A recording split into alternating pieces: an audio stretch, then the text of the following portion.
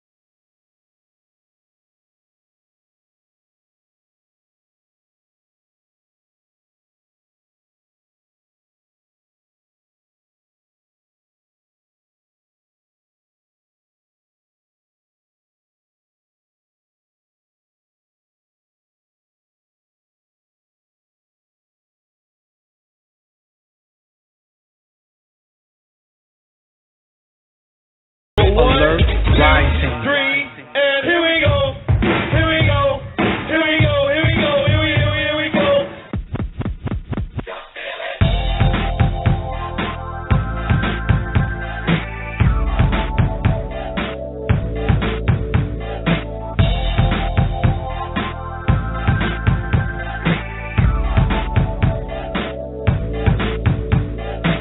Civil alert rising.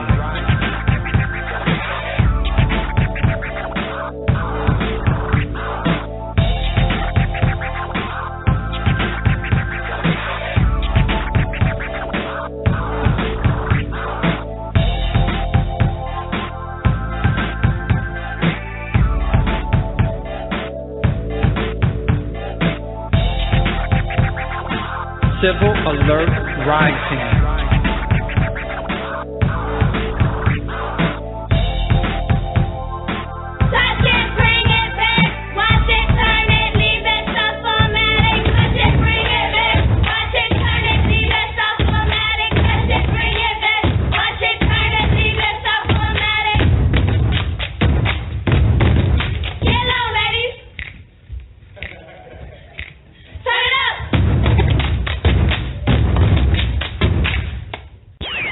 Civil alert rising.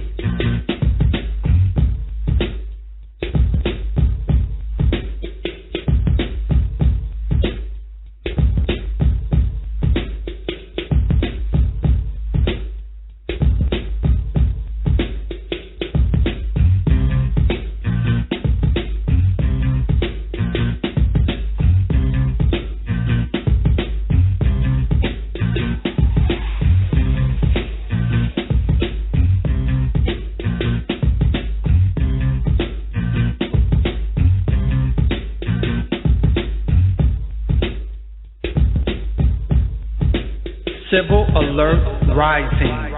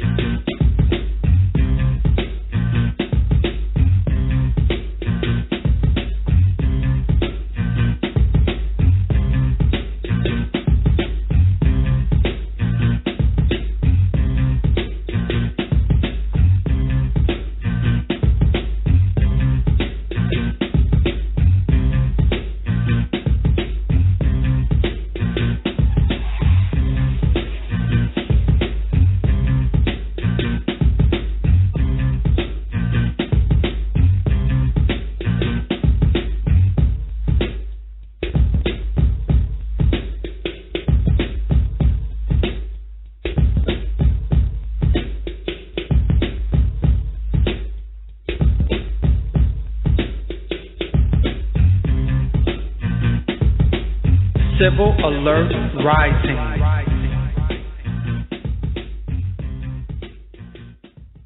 The Oracle will see you now. Pacem Salutum and Deus, peace, health, and guiding, and welcome to Civil Alert Rising 360.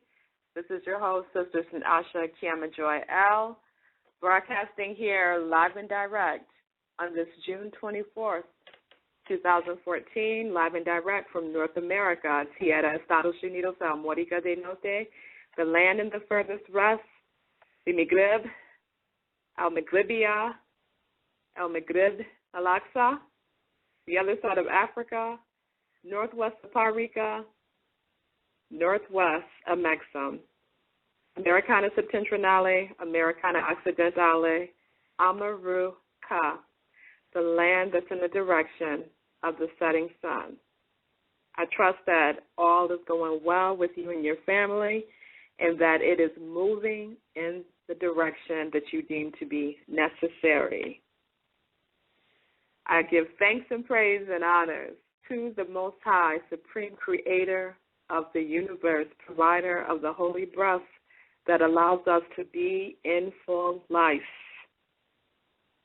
And remember, like always, that you are in full life, regardless of what Federal Directive number 15, and regardless of what database classifications.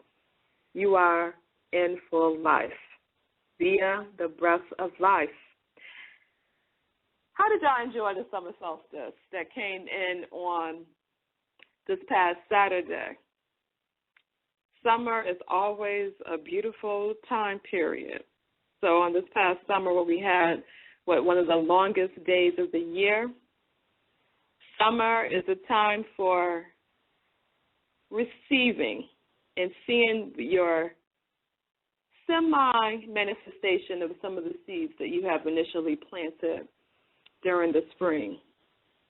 I always have to give a beautiful props and a shout-out to all of the gardeners out there, everyone, even if you have a little small garden or all the way down to those large 1 and 2 acre farms, like how the brothers and the sisters have down there in Cordell, Georgia with Muhammad Farms.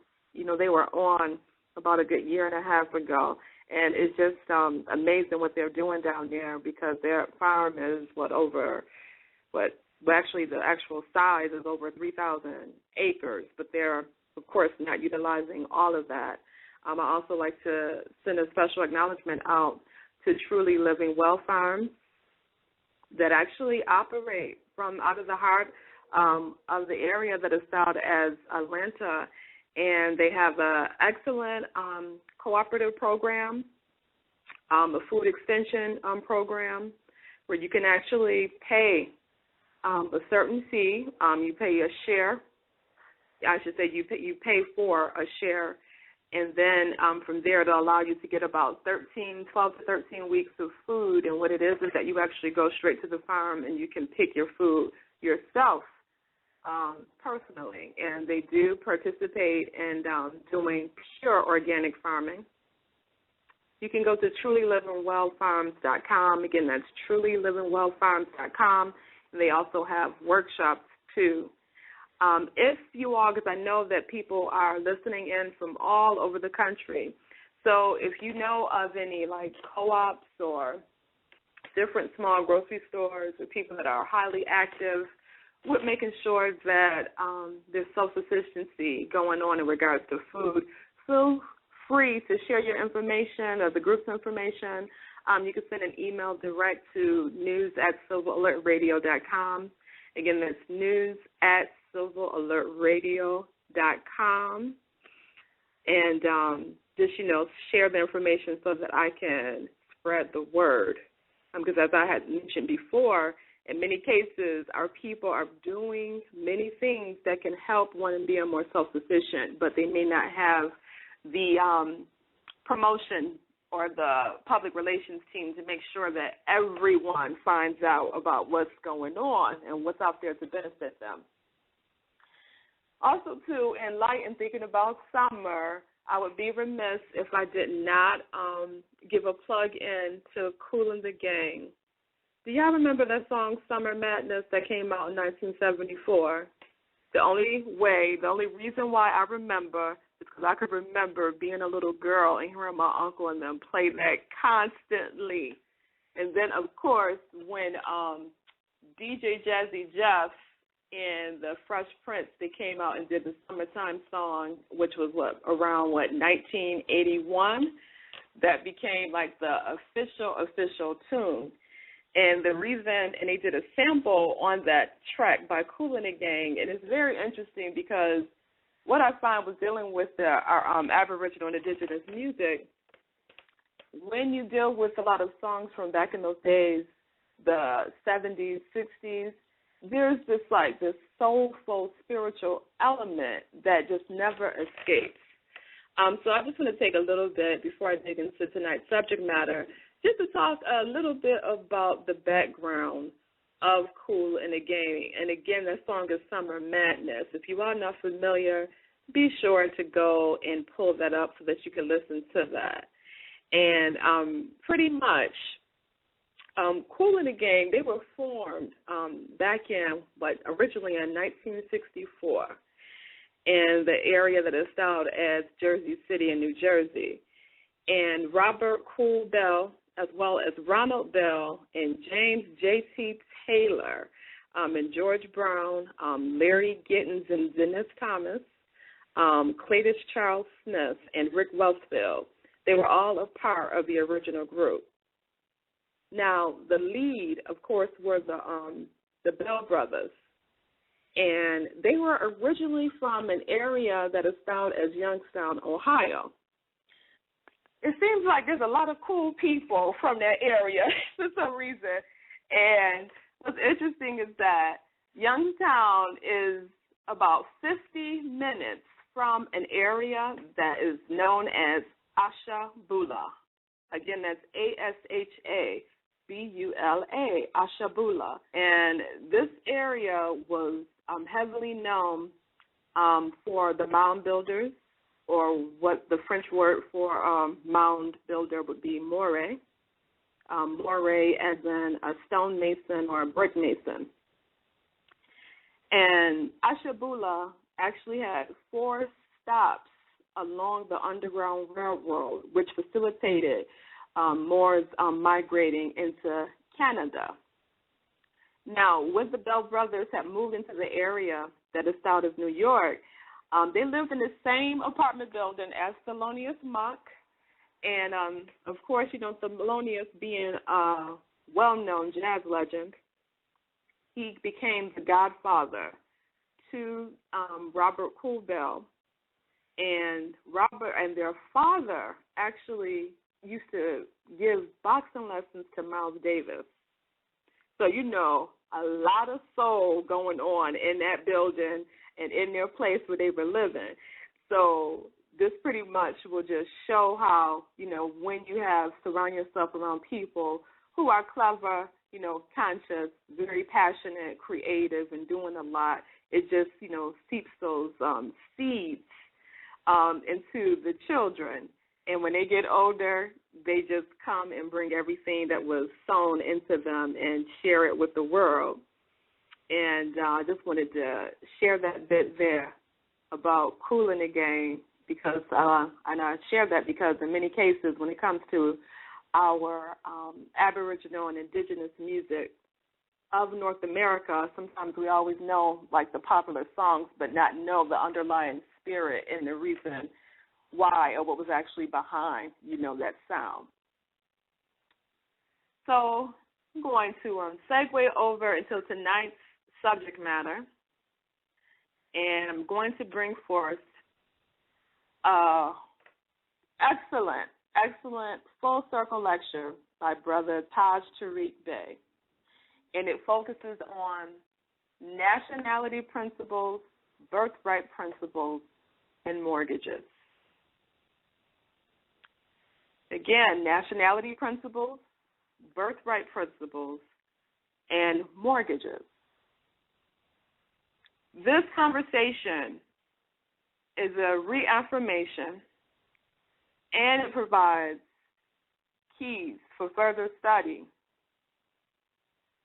because in some cases people still may be kind of clouded and think that nationalization is separate from spirituality, and that it's separate from commerce, and that it's separate from health, and that it's just separate from sociology, psychology, and everything else.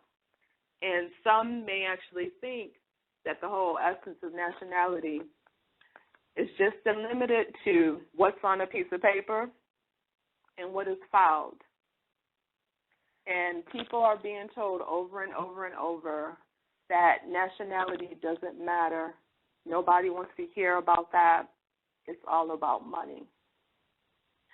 That argument is totally fine for people who are stuck in carnal concerns.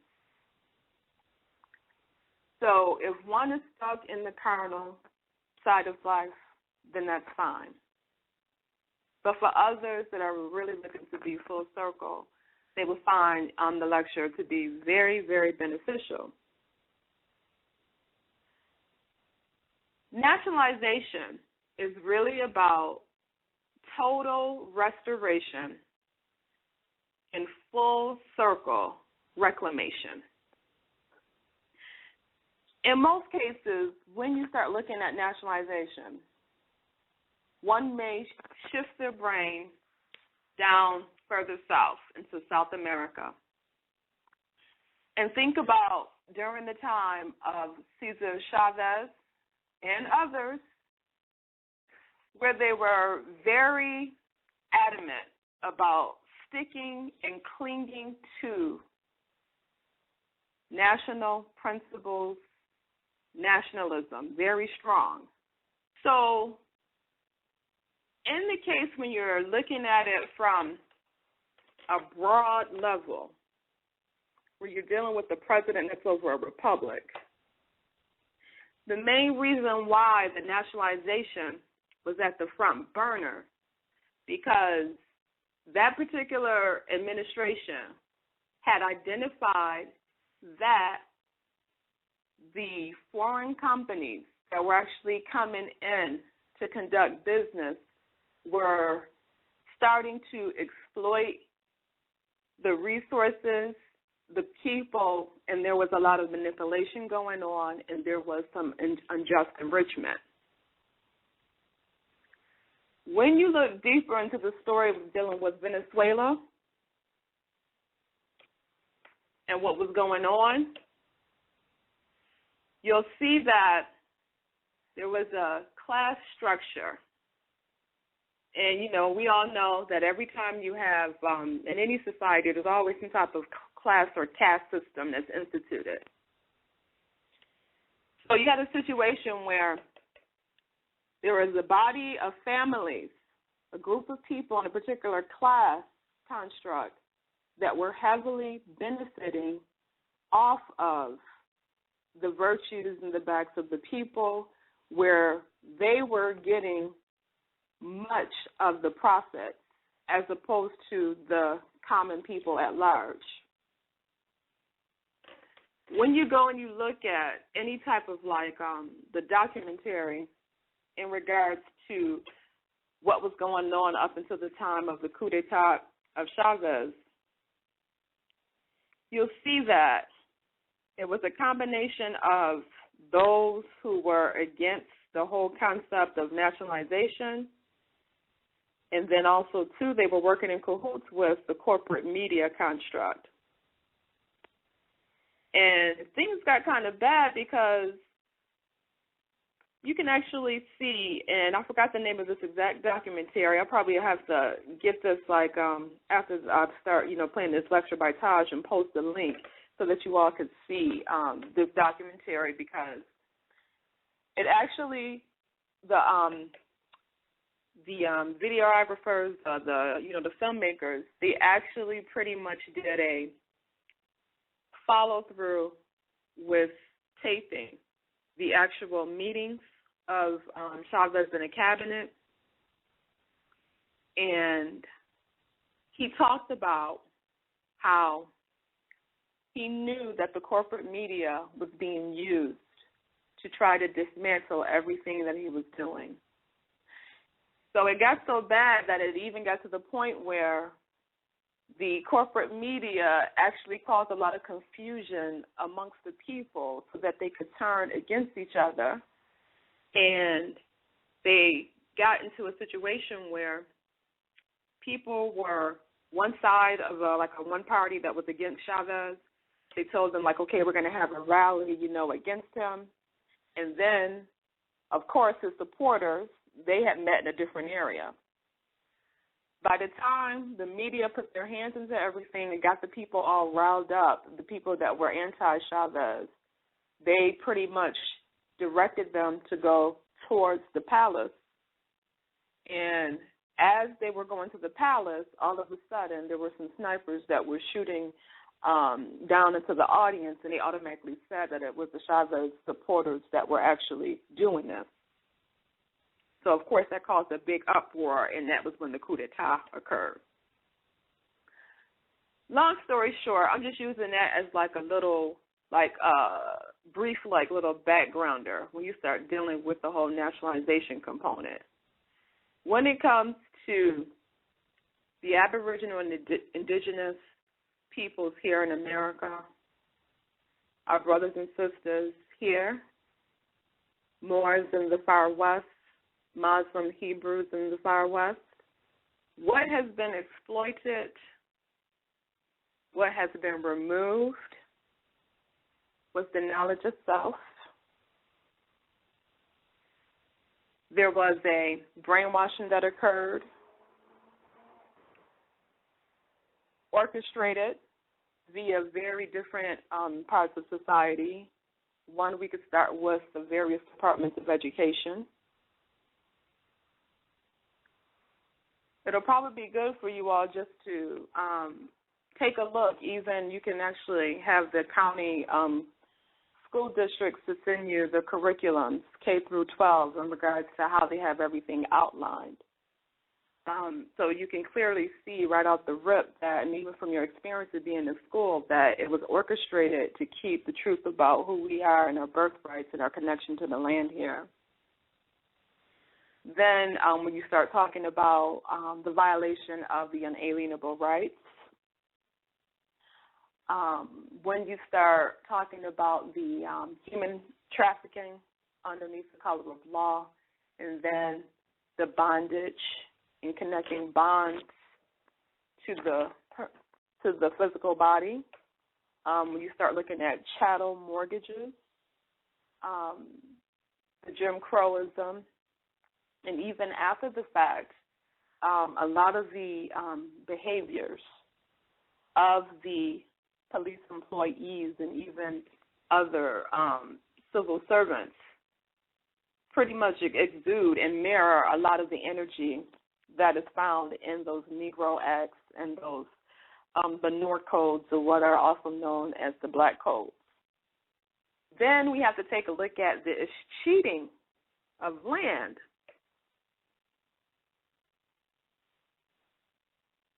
So when you start looking at the escheating of lands, I'm pretty sure many of you may have known of people, or maybe this may have happened to you, where sometimes there may be land that's been in the family for 20, 30, 40, 50 years. And if the taxes aren't paid, then there's a sheriff's sale, and they'll actually will take the property, and it's sold to the highest bidder, even though there's no mortgage on it or anything of that nature, that this happens. Now, this is just a little smidgen about the exploitation and what has happened to, and then, you know what, I would be remiss if I didn't talk about the sharecropping. That's a whole other ballgame with the sharecropping. Because when you look at the sharecropping that many of our grandparents went through, pretty much it was just a feudal construct where prior to all of this colonialism, people pretty much were just existing on their land. So when you start dealing with the sharecropping, you would have a people coming in to take over on a land and then charging someone to exist on their own land, having them work in exchange for room and board. And don't get me wrong, the whole nature of that is dealing with an agreement. But I think that it's very bold to be foreign to a land and then think that you can go and take it over and then charge the Aboriginal indigenous peoples monies, or to put them into a feudalism position in their own land. So that's a whole nother ballgame with dealing with that. But at any rate, back to what I was saying, was dealing with the nationalization. There's multiple phases when you start dealing with nationalization. And the first phase is for one to identify and get clear in their mind and their heart about what is going on. First, dealing with the truth about spirituality and our true divine universal creed. First and foremost. And then after that, knowing who your family is, knowing your family tree, knowing where they were, knowing how they were classified, knowing what land they had or what they occupied, knowing what families went in and took over their ancient ancestral domicile. Letting it be known about that you know who you are, doing your proclamation, submitting your affidavits, speaking out in public, putting it on the public record, whether it be TV, radio, or just in writing. That act alone, and this is going into back into what the prophet said, where he said that if you don't do anything at all, just go ahead and just proclaim your nationality. One may think that that statement is just talking about putting it down on paper, and that's it. That's the end of it. Really, when you do that, and I'm going to bring this up talking about public speaking again, when you actually proclaim your nationality, and you identify and respect and honor your ancestors, and you make the decision to connect with the sincere truth seekers and obedient beacons who have chosen to take a bold move to deal with things in this real state and to understand what is going on so that they can better their lives and be more solid with their dealings, you actually are doing, it's an invocation. And when you do your invocation and when you have sincere intent, many things will work out in your favor. And it depends on what stage you are in life and what's going on with you. Like for some people, they may have the good job, and this is very commonplace. And I just want to highlight this is because when people ask the question and when they say like, oh, well, you know, there's a lot of our people that are wealthy in the continental United States of America. They have this and this and that, but, you know, they don't have any grocery stores. They haven't been doing certain things. And then when you look around your immediate area, you may see maybe 10 or 15 different families that are middle class. They both, husband and wife, may be bringing in like $150,000 to $200,000 a year.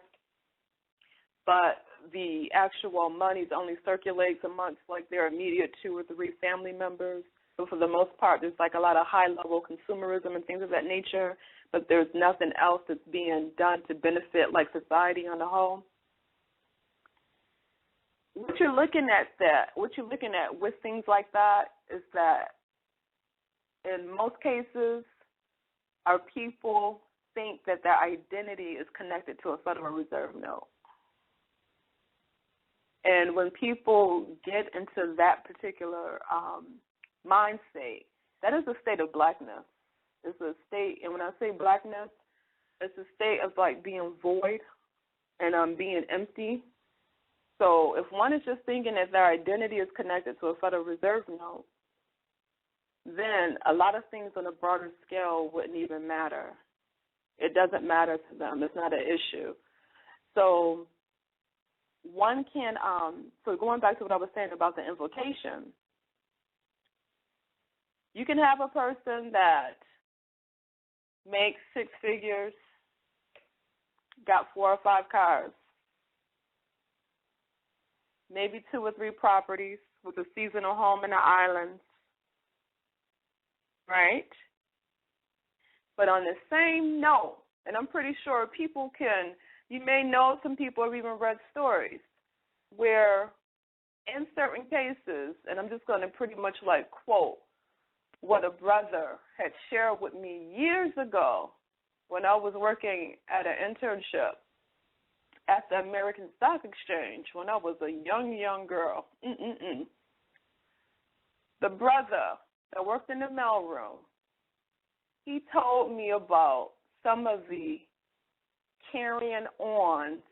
Yes, I know that may not be correct English or whatever, but I'm going to say it. The carrying on that happens during break time up in some of them offices. So you may have some of our people that they got it going on materially wise and everything, but due to not really having true adequate knowledge of self and understanding like the sorcery, understanding the secrets of life and things of that nature, sometimes people, they have a voidness. And when you have that voidness, it really causes one to get into a lot of activities and behaviors that are really not beneficial for anyone. There may be certain people that have relationship issues. Now, one may say, how can declaring my nationality or proclaiming nationality help me with a relationship? I know it may sound so crazy, but I'm going to tell you. When, this is especially for the sisters out there,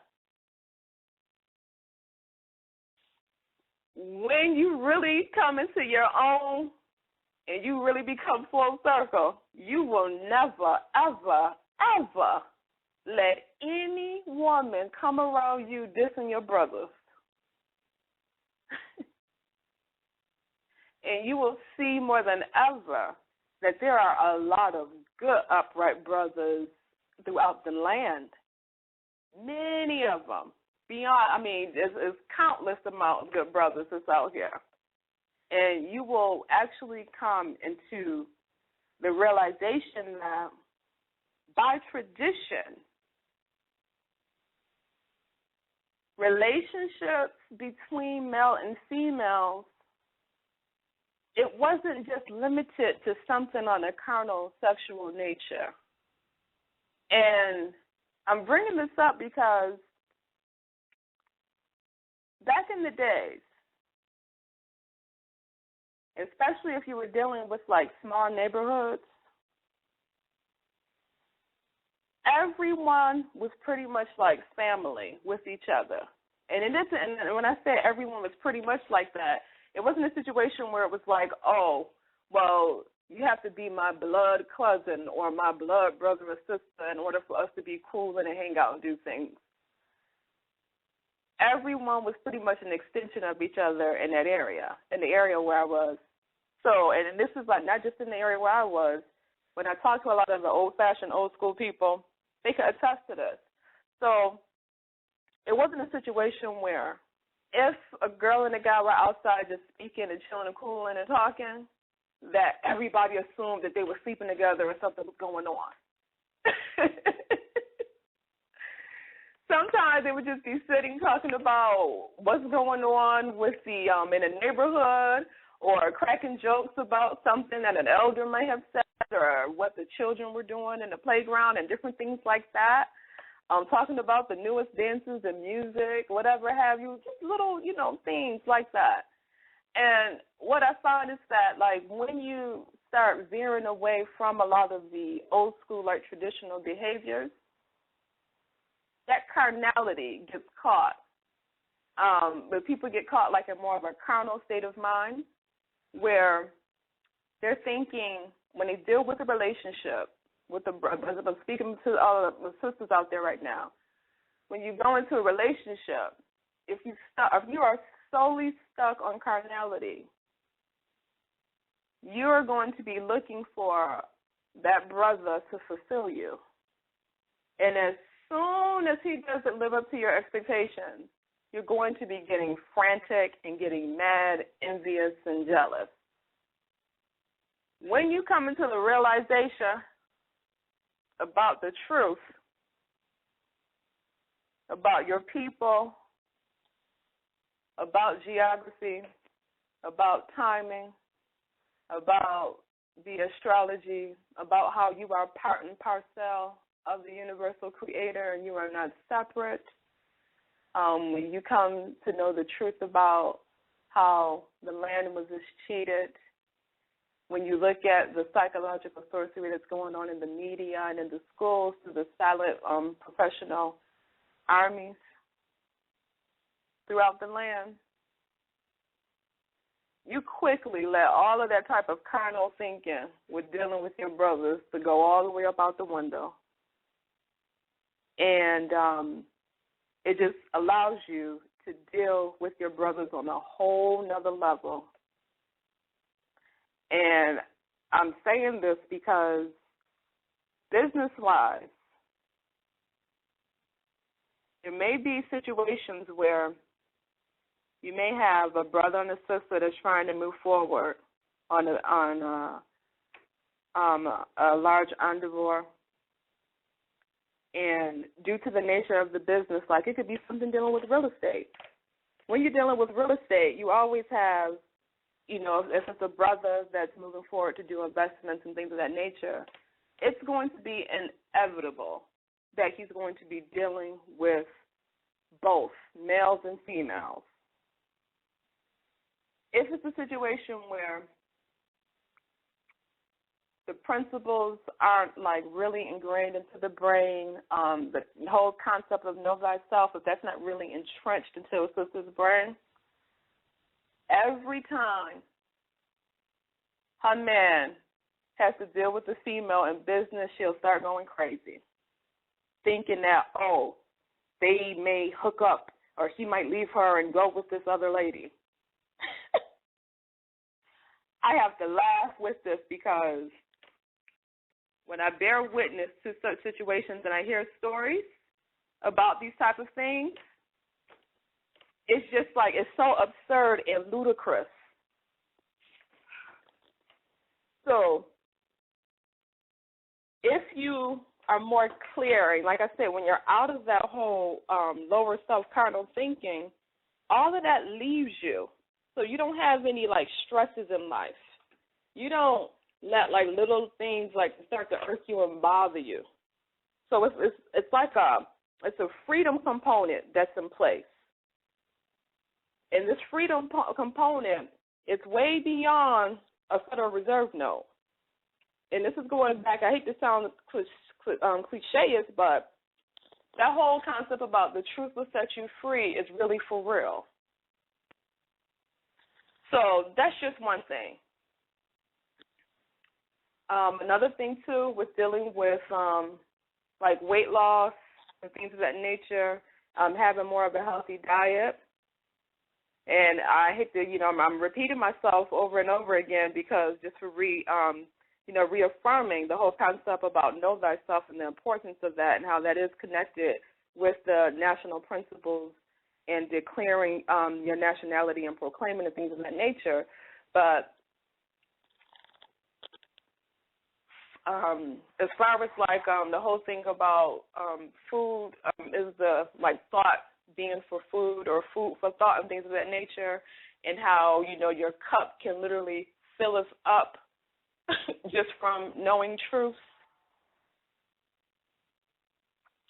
When it comes to dealing with dietary problems and a lot of hefty weight gain, that's usually connected to like something like on a social level. It could be like some emotional harm or an emotional scar or something that one hasn't gotten over.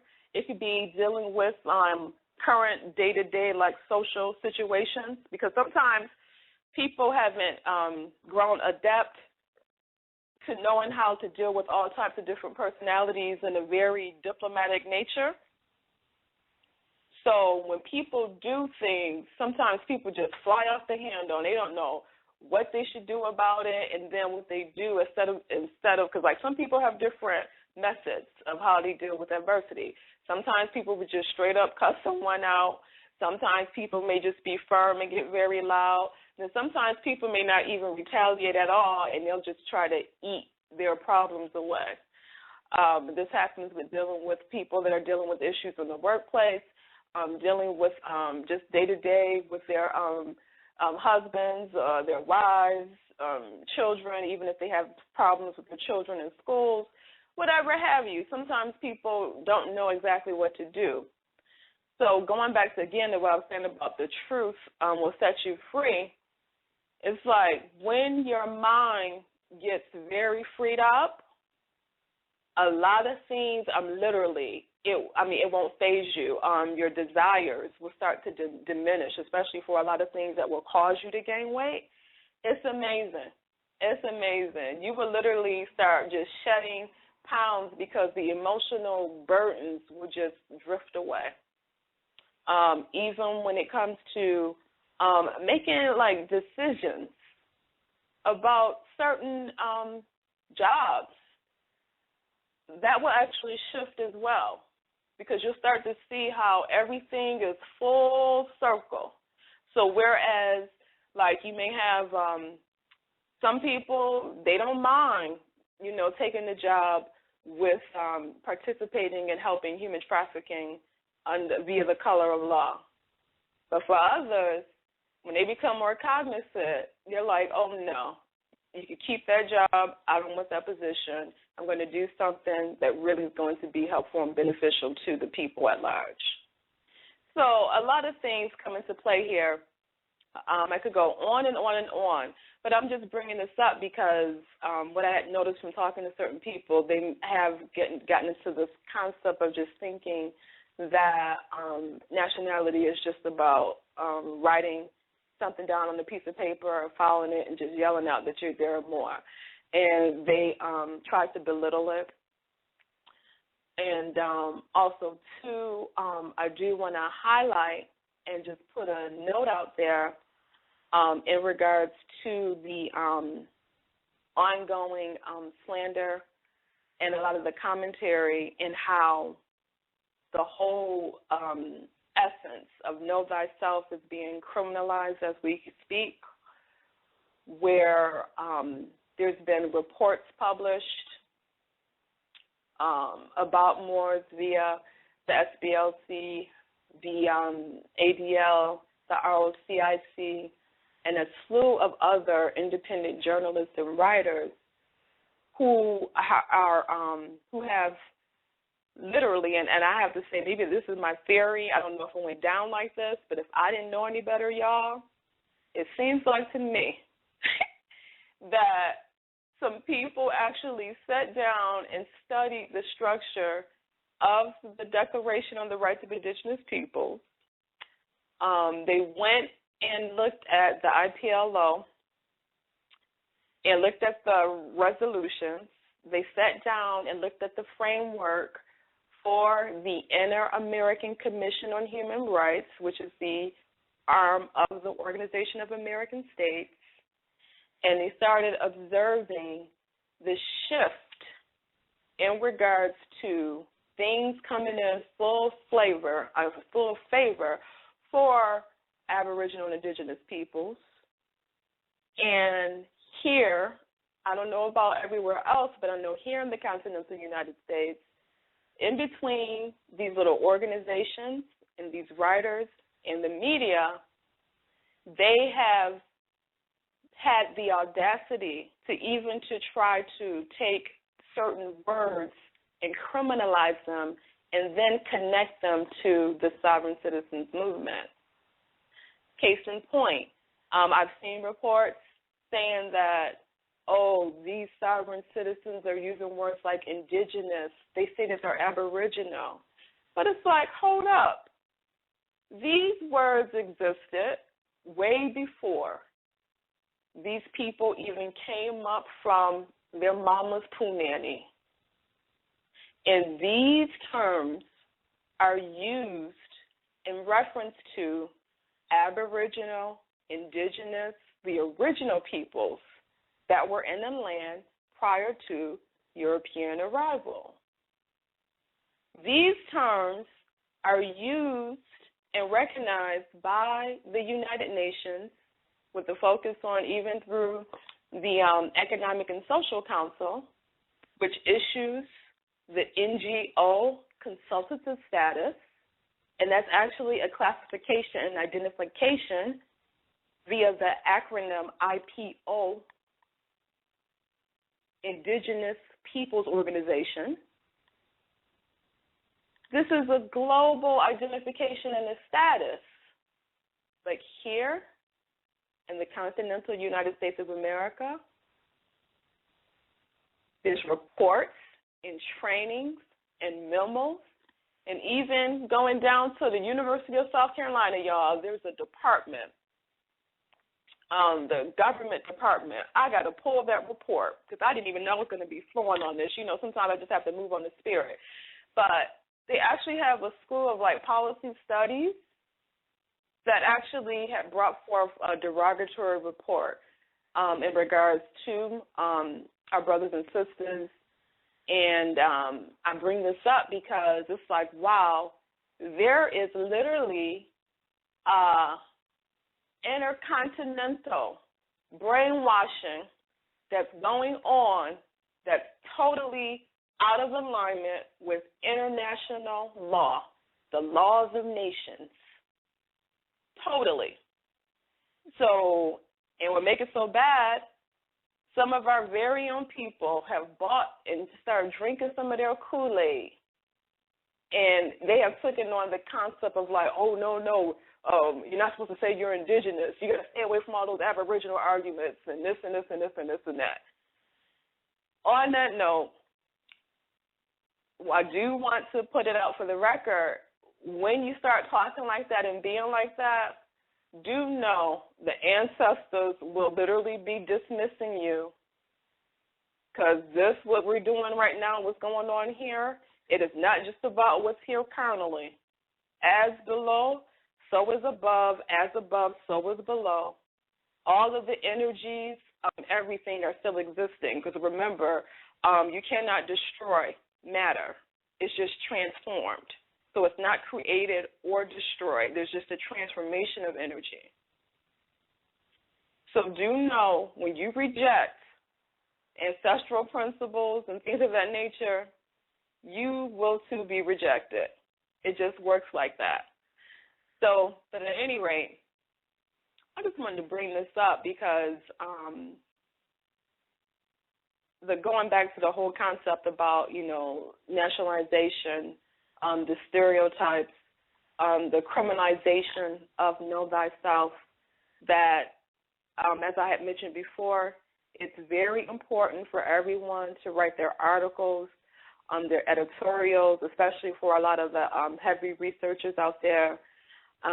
Different people have different means and methods of how they help to uplift humanity. I'm a big proponent of the writing and public speaking and things of that nature, because long after the fact, when you transfer or transpire onto the plane of soul, everything, you would have something tangible that you have right here on earth that could be circulated, that people 200 or 300 years down the line will be reading. Just like how a lot of the information in regards to what was going on here in the country was actually penned down by certain scholars, certain human rights activists, those abolitionists, even certain congressmen. So just like how I had mentioned about that book, Atlantis, the Antediluvian World by Ignatius Donnelly, he was a congressman in the mid-1800s. And that book has tons of keys and even talks about our history and does a full expose on even the names that were used for many people who had migrated up out of Atlantis, of which some were Fomorian. And he also explains thoroughly about the whole concept of Africa and how Africa is a geographical term, meaning going into the west. So variants of that was Aparika in Africa as well, or Afrique. There were different variations. So you have to think, 1850 to now, so it's like, wow, he wrote that book a couple of hundred years ago, and look how relevant it is. And even one chapter of his book, it will cancel out all of the chicanery and all of the propaganda that all of these birthright thefts operatives have been using. So, I'll just leave it there. And I'm going to bring forth this lecture by Brother Taj. And again, this lecture is titled Nationality, Birthrights, and Mortgages. After this show, be sure to download this, share it, play it in the car on your headphones. I know some of you talked to you so that you listen to the show a lot during work. Share the word, spread it through to your email list. Post it on Facebook, the whole shebang, because this is another keepsake. All right, peace and love, y'all. Silver Alert Rising. Nationality, somebody's a fraud. It's a consciousness. Paperwork only backs up what everybody is already obligated to. And remember, when you're issuing paperwork, you wouldn't ask me. Do you understand what I'm saying to you? It's like you boxing, right? And you ain't been boxing for a minute, right? And so he started telling me how, you know how I move like this and stuff like that. And I say, well, it's cool. Well, how do I do? Do the paperwork so I can punch him out. It don't work like that. It's a consciousness and an ability. In other words, understand that collectively, we have, as a people, have been held outside of the constitutional fold of government. Therefore, those fundamental things of civics have not been part of our culture. However, it's a part of everyday human life, irregardless of us being absent of it. In other words, for generations, we've been preoccupied with idol God worship while the rest of the civilized world was dealing with reality. That's our disadvantage. You must know that. And so you must understand that your lack of consciousness is what the problem is. In other words, the paperwork means nothing if you can't defend it. You understand? And remember this, and it's not an excuse, because I need you to be honest because you asked the question.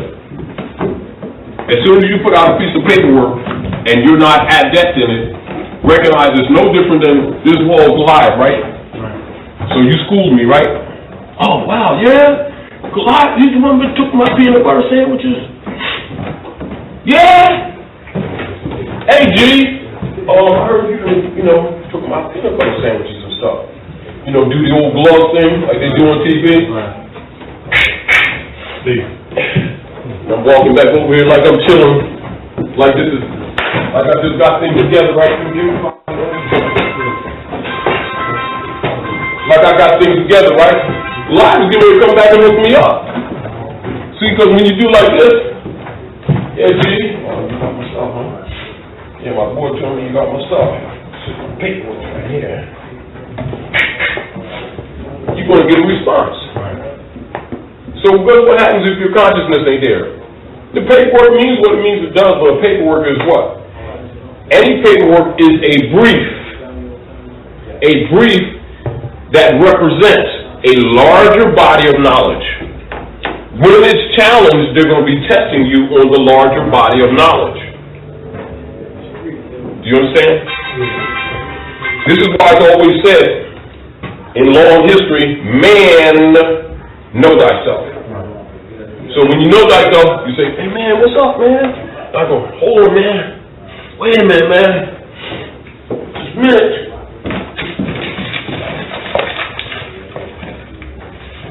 Read this, man. And you read that. Oh, stuff. Oh, snap. Mickey D's your cousin. Better not mess with you. It ain't gonna roll like that. And I'm always telling you because when I travel the country and I hear people asking about paperwork, they come from the concept that paperwork makes them. Or somebody trying to sell them a package. Or something like that. Birthright and nationality is free. That's in your blood. Hold your left hand up. Take your two fingers right here. The other hand. Put it on your wrist. No, the other way. Front, back, like this. Feel the pulse.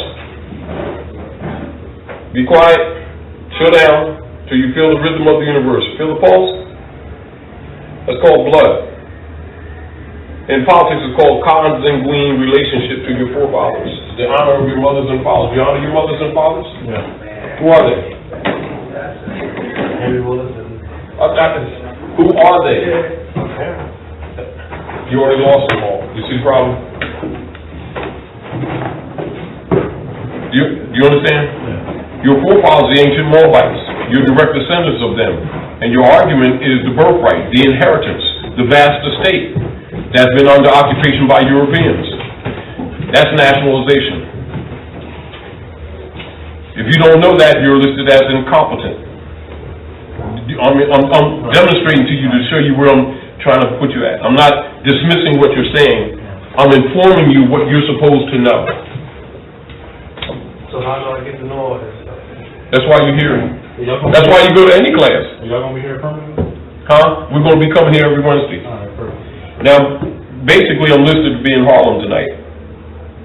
But I canceled that class just because Dooley's starting to cycle up again. And anyway, and boards and everything, because the information is too important. And but the point I'm making to you is in the real world, this is why redundantly over the years, as we're dispensing this information, I'll remind people of certain fundamentals about status, what the status is, what it is not, identity, how it stands in law, you know what I mean? And these things are your basics. Now, because we can't, it ain't like we've got all the energy and the institutions to, take the smut off your mind and give you a new mind. It doesn't work like that. You have to be open to the information. And so, like any other body of information, just like if you're planting a garden, you got to prepare the soil and plant the seeds, but they have to grow. They grow at their pace. They don't grow because it's needed. In other words, our people need a lot of remedies. It doesn't resolve just because you give them a document. What you'll find that one of the problems that most of our people have, even with the documentation, is that they start issuing the documentation, then as soon as they get a response from Rome, then they're running around all over the country looking for a class to back up them documents when the person who sold them documents violated them. because they're in the business of making a living for themselves, and that's not what this information is for. This information is for redemption. It's a reality check. It's to unplug you from the artificial matrix. And it's not a joke. And it's not to be played with. And it can't be sold. Because then we're in dishonor. Do you understand what I'm saying?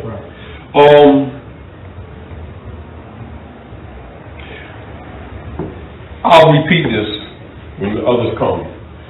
Do you know the foundation of the politics in the Western Hemisphere, and particularly North America, that creates the condition that we're in right now as to why we're even doing this?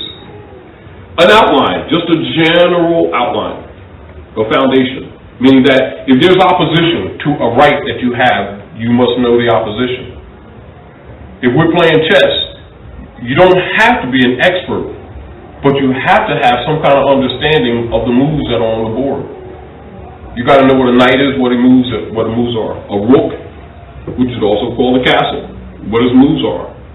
The king and the queen on the board, what their moves are. The value of the pieces.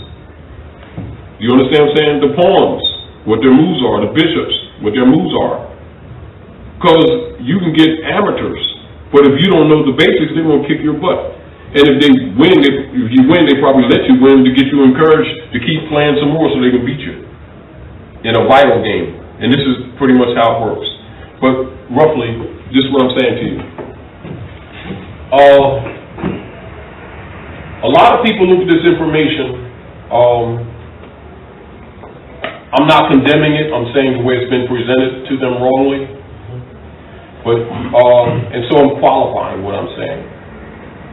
Because people are used to information being presented to them in belief concepts and in clubism type concepts, they usually come to this information in the same mentality. It's wrong way to think. However, I do know it's been dispensed that way. But what it is, it causes misinformation. It's no different than Bethano having that camera, you understand, and then not understanding whether it's digital, whether it takes a disc, what size disc, whether it's battery operated, how long the battery life is, or whether he needs to plug it in, and even then not knowing how to use the viewfinder, but he got the camera. And in the real world, ignorance of the law is no excuse. So therefore, in law, in civilization, as an example, our people are constantly boasting in all kinds of organizations about the great Afrocentric kings and queens, and we come from a line of kings and queens. And then when you talk to our people, get them off their high horse, their arrogance, they don't even know the basics of government. As soon as you talk government to them, they keep saying it's the Europeans. That's thorough incompetence. They, by training, been throwing the baby out the bathwater because they really don't know culture. They've just been repeating things because somebody said it sound good. And it was deeply Afrocentric. Well, Africa's a modern name. Most of them don't know that. Now, understand the ones who rule you know better. And most of the misinformation is coming either from them or people who they've trained to interrupt your development. It's called overseers. And most overseers tell you a little truth to attract you, then take your lunch money. Right. Then send you out there, you're a guinea pig. Meanwhile, they treat the information as if it's theirs and you're buying it. When it's a birthright, it belongs to each and every man, woman, and child.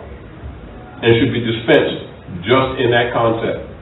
Meaning that if I'm giving you this information, I'm only giving it to you to guide you to a consciousness. I'm not giving you something that's mine. I'm sharing back with you something that is a birthright that belonged to you before you were born.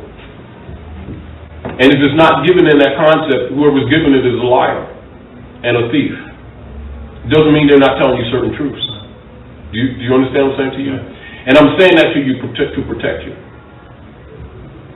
Because when you come in what you call green, like you are, to opportunists, you're a big red taffy, and they're getting ready to lick you. And you need to know that, because this is the real world. And don't think that everybody that wears a turban and a fez on that has a turban and fez, or somebody says they're Moorish American, or they're from the Great Seal, or from the temple, the Moorish Holy Temple of Science, the Old Canaanite Temple, the Moorish Science Temple, don't think that they're necessarily here to raise you. Most people came into this movement, I'll tell you honestly, to rape the people. They didn't come in here with honor. This is the reason why that you're even having these classes now, because basically the concepts that I'm presenting to you and that I will be presenting to you tonight and at other times should have been taught 50 years ago. It wasn't because it was a great sellout. And logically, it's an uncomfortable position when you have to critique your own, particularly when you're not in a great position yourself.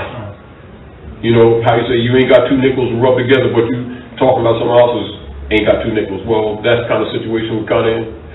But we don't have two nickels because they done robbed us. But to fix everything, you got to tell the truth. Do you understand what I'm saying? In other words, the ego has to be pushed aside. We have to acknowledge what our condition is and deal with it from a real world, because the real world doesn't excuse you for not knowing. Do you understand what I'm saying? So I'm just presenting that to you. Let me give you some scenarios. Do you know anything about the Treaty of Verona between King John of England and Pope Innocent III during the Spanish Inquisition, say 1213 AD? That's the foundation of all your politics, as they are swayed to the negative on the planet called Earth. And particularly in the Western Hemisphere, and particularly North America, the North Gate, which you'll hear secret societies saying they're Shriners or Keepers of the North Gate. The North Gate is the cosmological name for North America, which is the seat of the Moroccan Empire that was overthrown as the world has turned from the ancient Moabite Canaanite nations into Roman hands, and as the foundation of all Masonic secrets. Do you understand? So when you're going out into the world and you don't know the foundation, don't think that you're going to fool that magi in the black robe who's sitting in the east at the desk calling himself a magistrate. Because they're not playing with you. They're here to steal your birthright. And if you don't understand it, don't think that you're going to get some piece of paper and play with him. Because the whole politics of the world is based on you knowing yourself or not knowing yourself. And you taking a positional stand on knowledge, not emotion. You understand? And even though you are at a compromised position, if your basics are in order, the rest kind of falls in place. You can be compromised, but you're not confused about your noble title. You're not accepting it because I or anyone told you. You'll be dealing with it because you know who you are. And it'll reflect a whole different energy when you're dealing with Rome.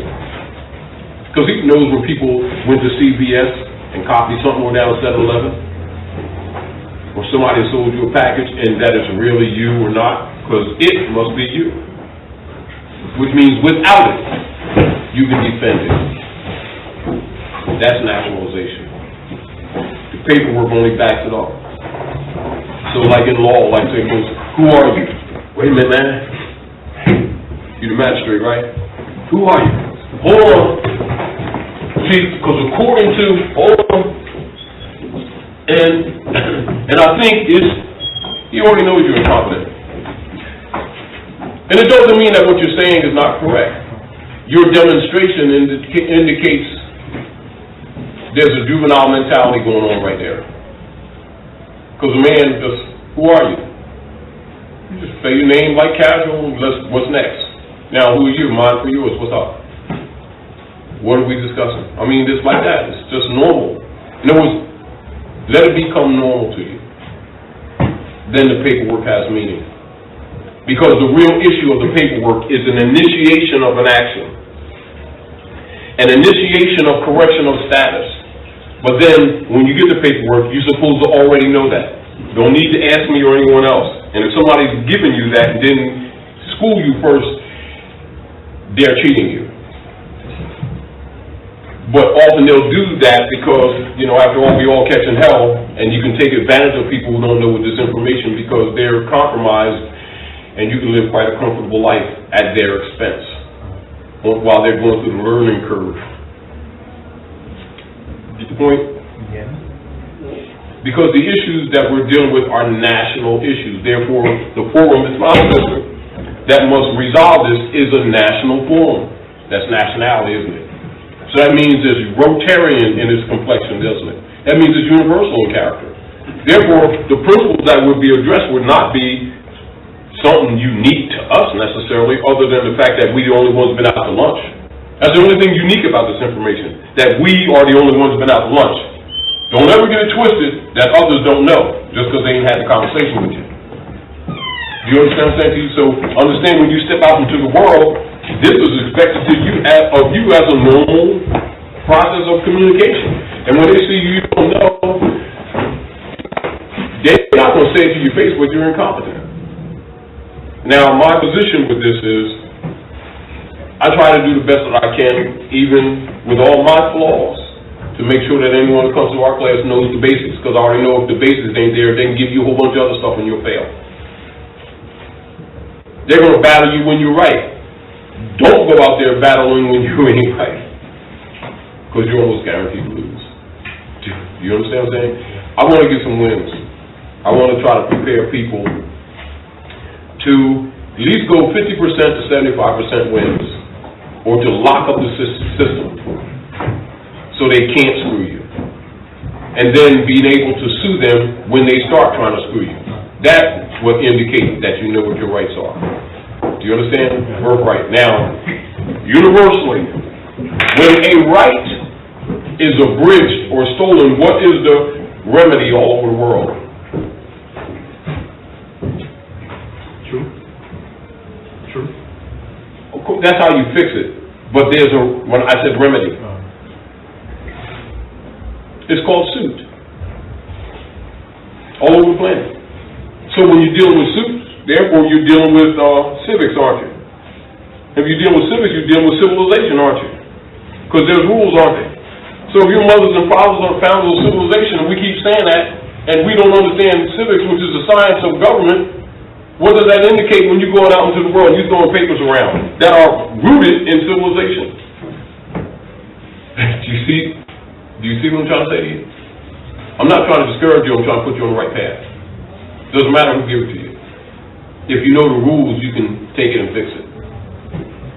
You see? Other thing that you must let me put this to you.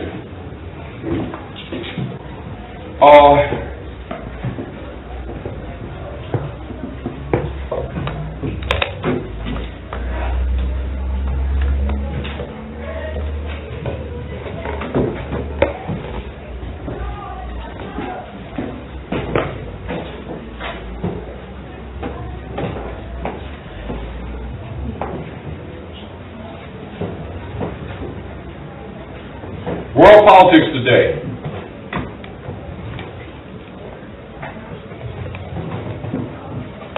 Now understand, it doesn't mean that other things are not involved. Do you understand?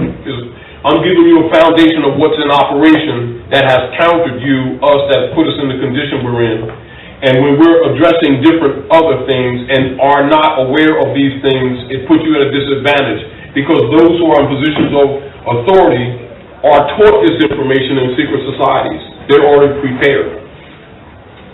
So when you underestimate or think that they don't know or they don't understand your feelings, they ain't interested in your feelings.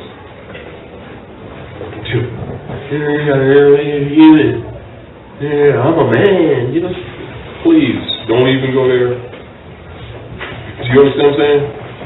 Because they ain't sitting around feeling sorry for you. After all, we the ones that sit around, you know, after we done just said something, do libation and stuff, and start doing push carts and talking about our special relationship with God, Allah, and Jesus, and Muhammad. Well, if you know all that, you certainly should know the basics of civilization. And what does it indicate in our actions? That we don't. So you can kind of understand how people look at us with a certain amount of disrespect. They don't have to necessarily show it, but even other Asiatics that come from Africa, that side, and other people, why they get this kind of opinion that our people don't want nothing. But they don't understand, because they look at certain economics that we may have in, you know, some hands in, and assume that it's reflective of our knowledge, and really we're just well trained to do certain jobs and under the impression that we know. And so some other people come from other countries, see that confidence that we have, and assume that, heck man, I want to be like them, until they start talking to us. Do you understand what I'm saying to you? And discover that we didn't take our Ritalin this morning. You know, and then after a while it takes them a few minutes to start realizing that we're sick. And don't know we're sick. And we can fight, and we're arrogant. And self-righteous. And judgmental. So you can kind of understand it. It won't take them too long to start letting us stew in our nigger juice, putting a glass between them and the animals who don't know they're animals, and live off their birth like everybody else. After all, they're going to accuse them of racism too, because they don't know there's only one race on the planet. So what are you going to do, argue with them? Do you understand? They don't know what's going on. Meanwhile, they're going to tell you their special relationship with Jesus and Muhammad and Allah, and looking at like you don't know what's up. So therefore, your eyes are not seeing the way they're seeing. They're seeing with this self-righteous tunnel vision and judgmental vision. Babies are dying young on the street, but they tell them they're saved. What do you do with a being like that? Meanwhile, they're telling you the kings and queens of the earth don't even know how to counter a ticket. Don't mean you ain't gonna get them. Well, see, on the dark side of Mars, there's a face that's really a black man. Ain't no black man on Mars. That's a brand that Europeans made up in the 1700s. How you gonna take it and make it retroactive in history? And then the world look at you like you're legitimate. They know that you say that kind of stuff because they taught you. Indicator of what? Incompetence, isn't it? You see what I'm saying to you? I'm giving you little subtleties. Right. Meaning, and what I'm trying to present to you is, have respect for your opponent. Don't disrespect your opponent just because they ain't been nice to you. Don't disrespect them. Because they're living off your birthright. No, they ain't ruling because, see that one right there? It ain't all about that. You understand what I'm saying to you? And so they're not going to really sit and have a rational conversation with you and talk about, well, you see, when you was freed in 1865, what they did in 1868 is created the 14th Amendment. And then they created the artificial person, in which they categorized everybody that's called Negro, Black, and Colored as foreign corporate persons to make them taxable to the Inquisition service so that we can still sharecrop all their property. I'm going to give you a little more on that, but they're not going to say that to you, are they? So no, all we came to school to. What happens if you reject that? I mean, that's only part of it. And what else happens if you don't know that? You start getting caught up in this idea where we can call ourselves whatever we call ourselves in legitimate law. No.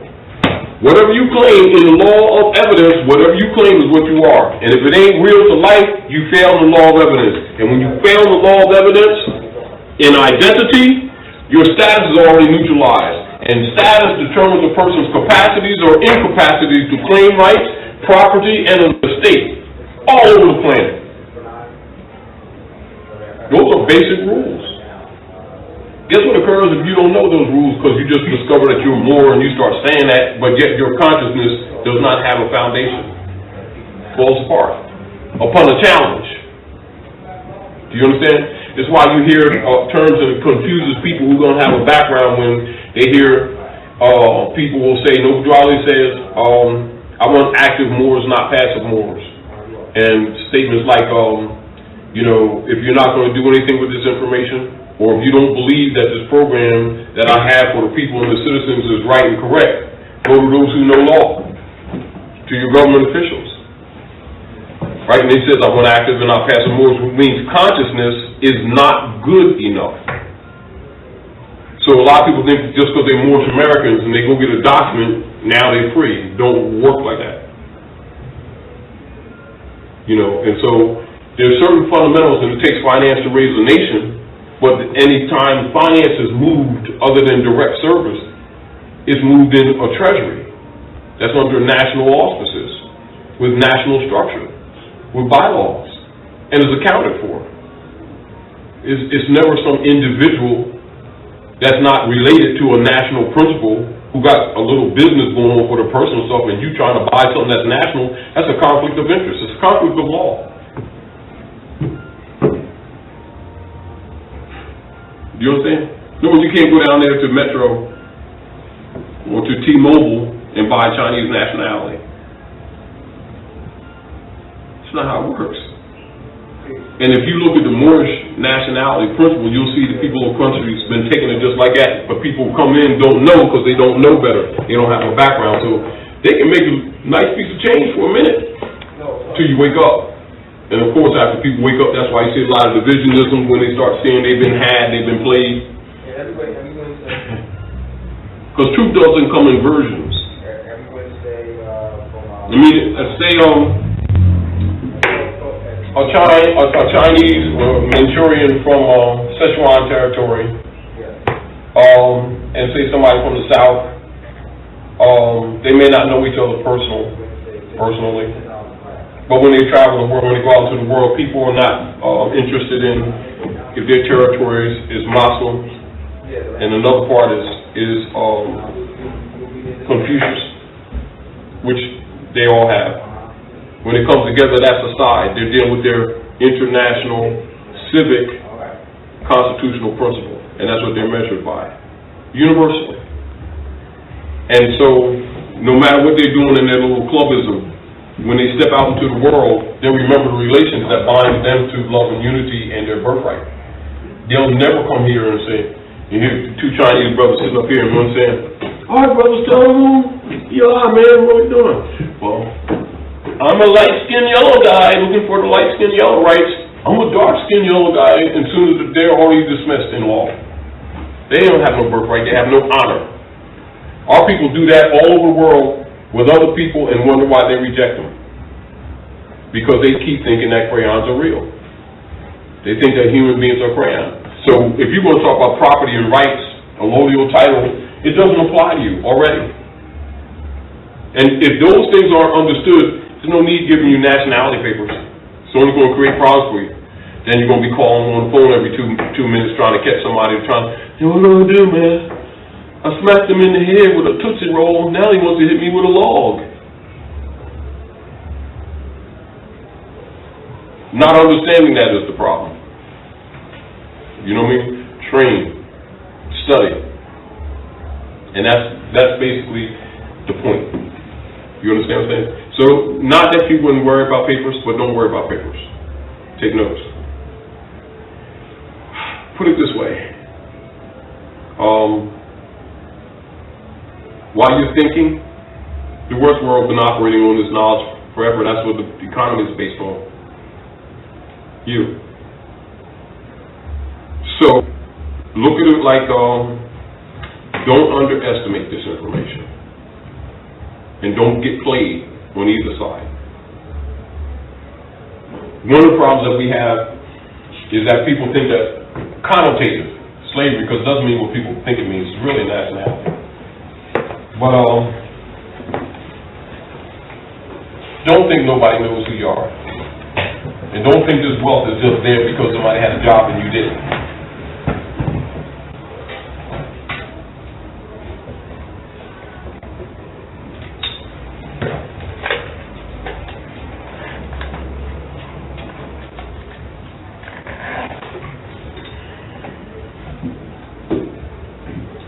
That's the foundation. Now, of course, you know you got the Christian black codes. You got these. I'm giving you some that you're not necessarily familiar with, but you need to know about.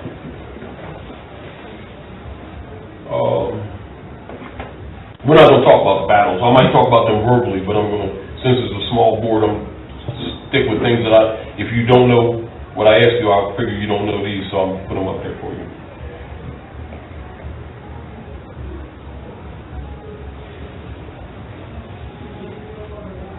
This is not necessarily in order. These are just things that you need to know. All right?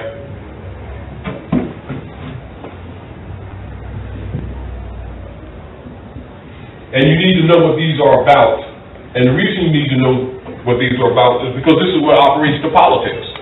Do you understand what I'm saying? So if you want to argue with these people talking about your rights your identity and stuff, you need to know what they're operating from that's in opposition to what you're trying to achieve. Therefore, you must know the truth about your nationality and birthright. There's politics behind it. Do you understand what I'm saying? It's not just saying, well, we're Moorish Americans, and the Prophet came and brought us Islam. Oh, that's cool. It's just preliminary information to get you started. I say that's just putting skates on, but we at the skating rink. You don't stand there just rolling the wheels like that and going, oh, steep. You know, put them boys on. See that big circle? Everybody's rolling around there. All cool, and guess what? Start off, but guess what? It ain't going to stop because you can't skate. If you get the kind of point what I'm trying to say. And so when the world, you know, some people have compassion for you, but in general, they can't sit around babysitting you. If you come to the skating ring, skates on. You understand what I'm saying? You go into the world of politics, talk about nationality, nations deal with jurisdiction on earth, and guess what? They come together. Even when they're arguing on universal principles of law, it's called international law. You know fundamentals of international law? But you want nationality papers. See the point? Because that's introduction to the forum. As soon as you throw it out, you get attention. You know, it's like somebody like this, right? You throw this eraser, right? I'm over here. Who did that? You got my attention. However, we're going to deal, we go from there, but you got my attention. When you throw the papers out,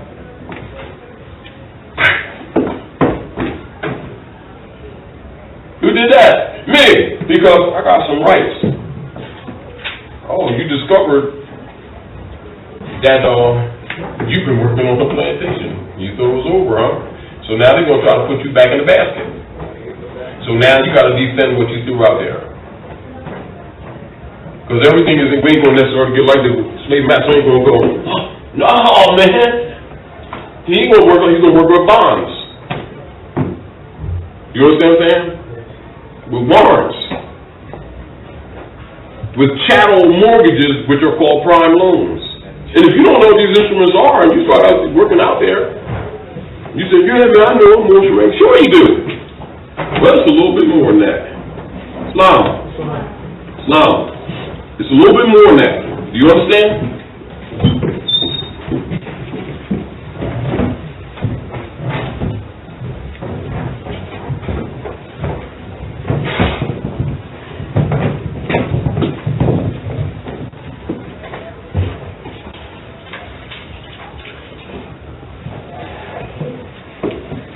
I'm going to start back over again to share with you all. You got paper and pencil? You look fired up already. Now, we're going to go over the mortgages again because, let me say this too. This is the basic mortgage that shut the banks down. And people have used it in various forms, but this is the basic mortgage that shut the banks down.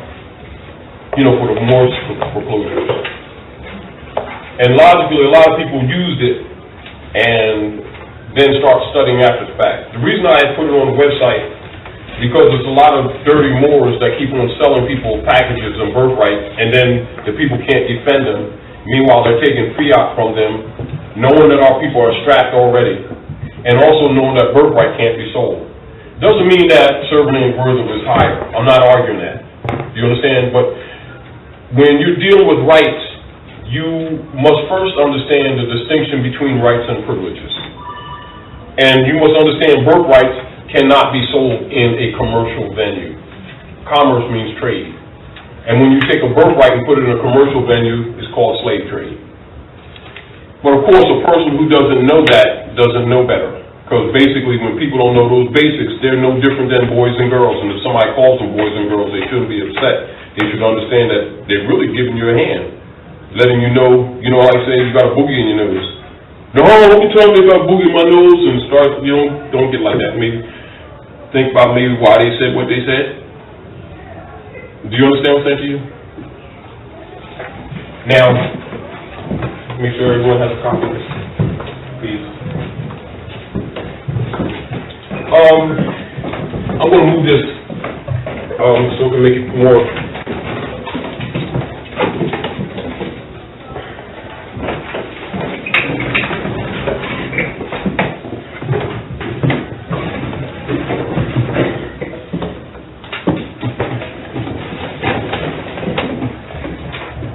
Now, again, I'm going to qualify because a lack of space on the board. This writ is more than what it appears to you. Although it's designed to interrupt the processes of foreclosure, and it's also designed, although it's not being said at this time, for later on what is known as quiet claim, not quick claim deed, quiet title. In order for certain things to take place, there's certain principles that have to be already established with us as a people, and that is, 1, you have to be national. 2, you have to be active. 3, you must be organized. Not that you can't do without that. Therefore, the groundwork must be set up for that function to take place. This is why Noble Drawley set up the old Canaanite Temple, Moorish Holy Temple of Science, and the Moorish Science Temple of America. And because those institutions still exist, people are often, unfortunately, mistaken to think that because the buildings exist, that the forum exists. The forum is a process of action. If we're having a meeting, right? We got a meeting right now, or if you went to some meeting, meetings don't exist for themselves. Meetings exist for something to be done that changes the condition of why you went to the meeting for. And what you find in many organizations presenting to us, we go to meetings to go to meetings. Do you understand what I'm saying to you?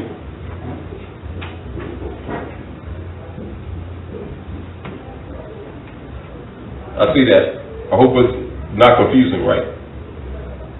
All right. Meetings are to dispense information or to motivate for something different to be done than what you're doing. Do you understand? We've gotten caught up in the cycle of going to meetings, cheering, patting each other on the back, feeling good, moonwalking out the door, little lighter, think we're spirituals, just that we're broke. You know, and stuff like that, and feel good.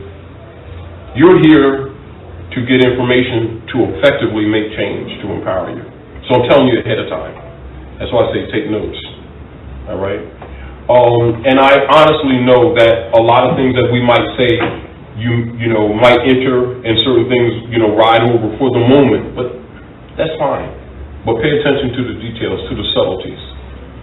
Because I already know that you can't fix something overnight, but if you can make sure that people have their basis, it doesn't matter who they run to, meaning that you can go to California and use this foundation. At the same time, my true desire is to cut short the process of your development as you come into this new world order. Because as you come, and you have no choice, I'm letting you know already, there's people on both sides that's ready to rape you. And if you understand that, 1, don't be surprised, don't be disappointed, don't be distracted, and don't think that because somebody screws you that you jump off the boat. Because all you're going to be is fodder. You're going to be fertilizer for what's going to take place one way or another. Meaning, truthfully, there's no way out. Do you understand? So it's in your interest, if somebody's giving you this information, to listen and to pay attention. Because I'll be honest with you, most people are not going to tell you straight. They'll tell you in a roundabout way in order to leave a little pocket there so they can line their pockets off of you while you're learning, knowing that 2-3 years down the road you probably ain't going to have a relationship when you find out they played you. But meanwhile, they get paid. You understand? You understand? All right. If you understand what I'm saying, don't say you do and you don't. So I'm being front with you where I'm coming from. Do you understand what I'm saying to you? Yeah. All right. It doesn't mean shut out other information. I'm only giving you a solid foundation so you can accept whatever information you get and be able to separate the wheat from the chaff. The bullshit door from that which is real. You'll get no truth without its admixture of falsehood. But you must know fundamental rules so that you can become a refiner. Just like soap, you jump in the pool, but you still take a bath when you get out. But yet you say the water ain't dirty. You get the point.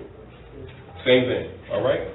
If you're going to get gold out of the ground, you got to learn how to refine that ore, don't you? And what's thrown off is called dross, isn't it?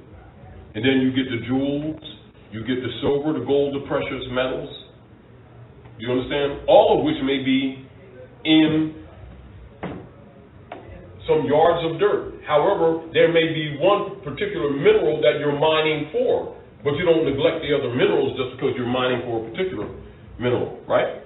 If you're going fishing, right? And I'm going fishing. We're going to get some codfish. And pulling, tuna. Oh, you ain't throwing them back. Same thing. Get the whole point? So, in the world of politics, when you're dealing with economies and nations, you're going to pull things in, or you're going to do things, right? And you're going to get good and you're going to get bad. Do you understand? Right. Some good things you're not going to be looking for, but don't throw them away because that ain't what you're looking for. But some bad things you're going to get with the good things. Learn to take it off and throw it away. Get the whole point? Meaning that, put it this way, you ain't necessarily into frying starfish. You might put a starfish back. You might not be into octopus, but maybe somebody else feeds them. But get the same point? All right. Now, let me get back, because we were talking earlier, and I just want to bring you all up to snuff since you just came in. Because the brother, and I'm sharing this with everyone, because everyone learns from this, and this is good, because even when you all travel, these things, believe me, will help you greatly if you really just have a foundation. Treaty of Verona 1213 is a treaty made between King John of England and Pope Innocent III, Pope of Rome. You must understand that the collective body of the church universally is known as the bishopric. All right, that would include the popes, the cardinals, the whole gang. You must understand there's one church on the planet, and all other churches are simply protesting daughters that broke off from time to time, competing for whatever they were stealing. We're talking real politics of the world. Do you understand? The basis of the world's politics, and particularly what you know in modern times as slavery, which is a modern occurrence, is not an ancient occurrence. The word slave comes from Slovakians when Russia went into Slovakian nations and overtook them, and so the Slovakian nationality, it's in a territory, was loosely used connotatively relative to someone being subjugated. Do you understand? And so the word slave was derived from Slovakian and used connotatively. However, that's not the denotative meaning.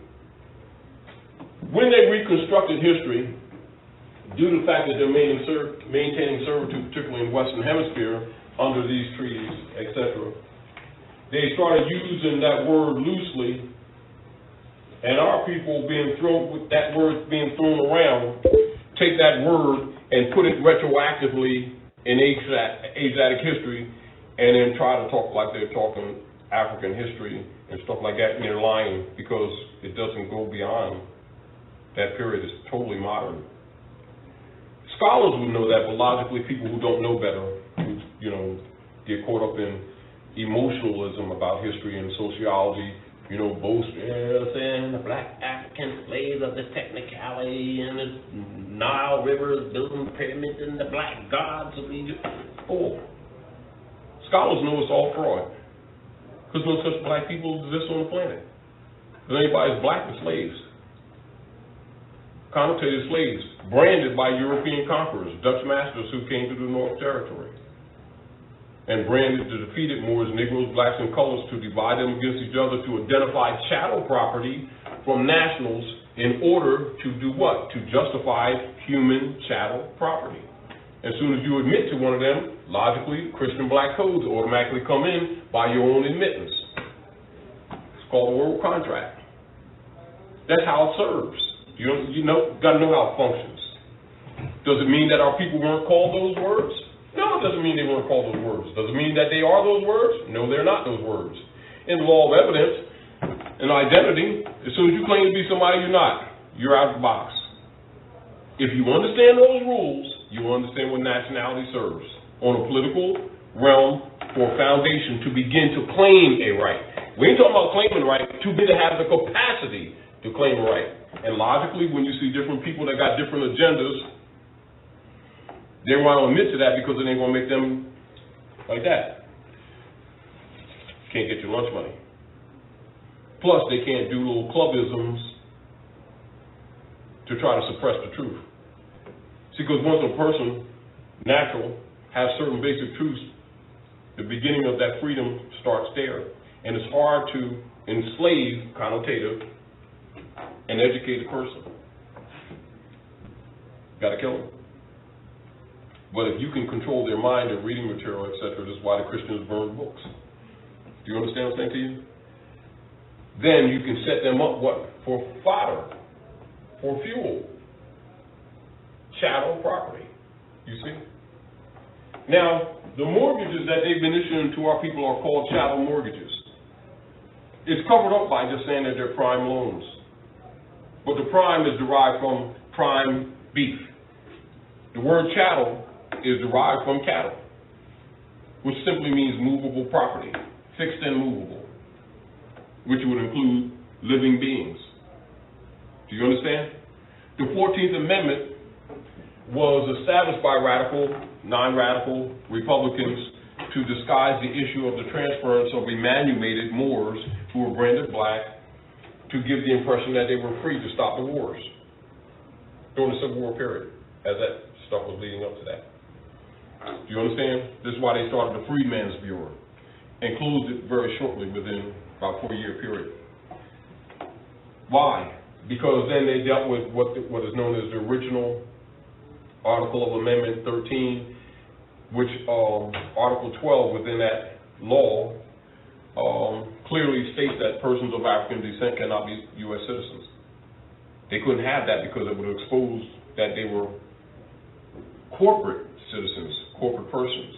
That's why they hid it and then created the 14th Amendment to cover up the 3rd Amendment, 13th, original Article of Amendment, and then they created the 15th to cover up the 14th.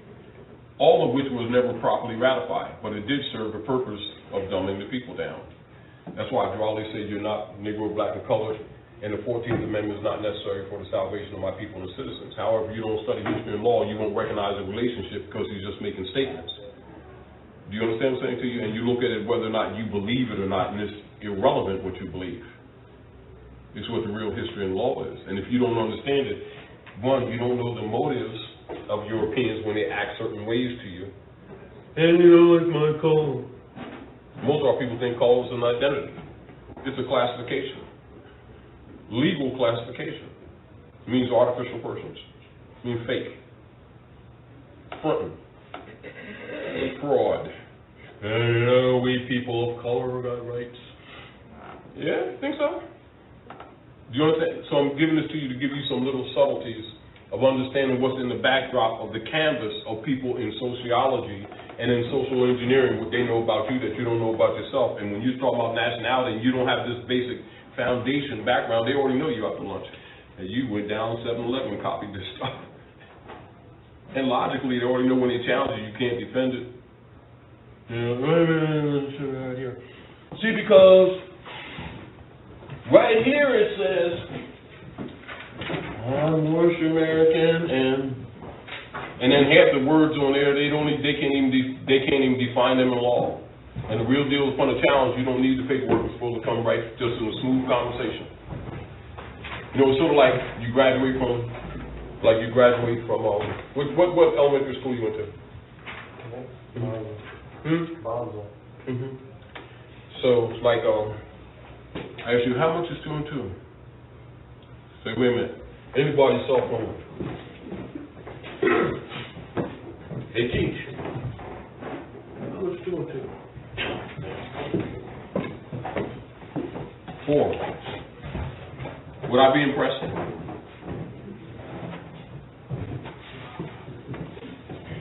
So, brother.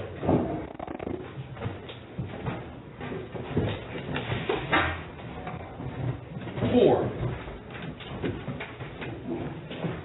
And it's not that you would stop the conversation, but you would know I'm incompetent. Same way when you need a paperwork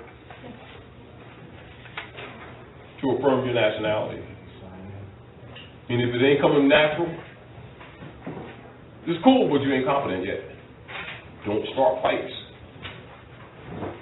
Smack Goliath and he's going to smack you back. It ain't about whether you're fair or not. Just, hey, G, man, you got my stuff, G. You better start ducking. And he's not going to let you be pulling out stuff talking about, oh, wait a minute, let me tell you this part right here. Because my board gave me this paper, I got my documents here. Whoa, G! It don't work like that. G, you already know this. That's why they have secret societies. The fact that you don't know that this is what's taught in secret societies don't change it. Ignorance of the law ain't no excuse, because it starts with you. And this is really why people underestimate this information, because they think it's a belief system. And often it's presented as a belief system. You understand? It's really world law, politics, etymology, language, science, culture. It's what runs this planet. You understand what I'm saying, people? They took your birthright. Certainly, they know it. So they're not going to sit and say, oh, let me tell you. Oh, you just found out. Let me give you your cookies back. Pack with stuff. I don't think it's going to work like that. Do you? All right. So this is the foundation. Also, and this is about 1884, 1885.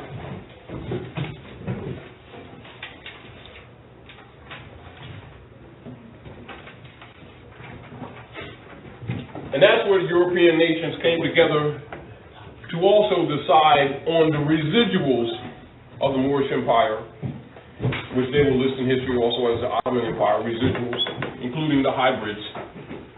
You understand? On the vestiges of what they conquered from you. And understand all their politics is based on the knowledge of this, meaning their motivation is coming from documented knowledge. It's not coming from emotionalism. They're not going to have this conversation with you. However, they act on it. Being Moorish American and being properly educated through the temples or wherever institution you might come from, you will at least know this stuff. We're talking about in the civic realm, because that involves national principle. Because if you don't deal with this, you'll become a beggar nation and you can't fulfill the high spirituality in you, so you can chalk that up. So don't get twisted with these people saying, hey, spirituality. They're BSing you because they've cheated you. Do you understand what I'm saying to you? So I'm just trying to bring a balance, and I will really need you to understand that. Because I'm not dismissing your question, I'm satisfying it. But I'm taking you a little further, taking a little time to give you some foundation so that you can go on your own, gather up a little bit more information, so that no matter who you're being taught by, that whatever they give you, it becomes thoroughly useful and you're not enslaved connotatively to the teacher. Do you understand? Because the information is yours. So I'm sharing with you, but I'm letting you know that what I'm sharing with you already belongs to you. Don't confuse it that, oh man, he's got the stuff, man. No. I know some things that need to be shared with you, which is why you're here, which is why I'm here.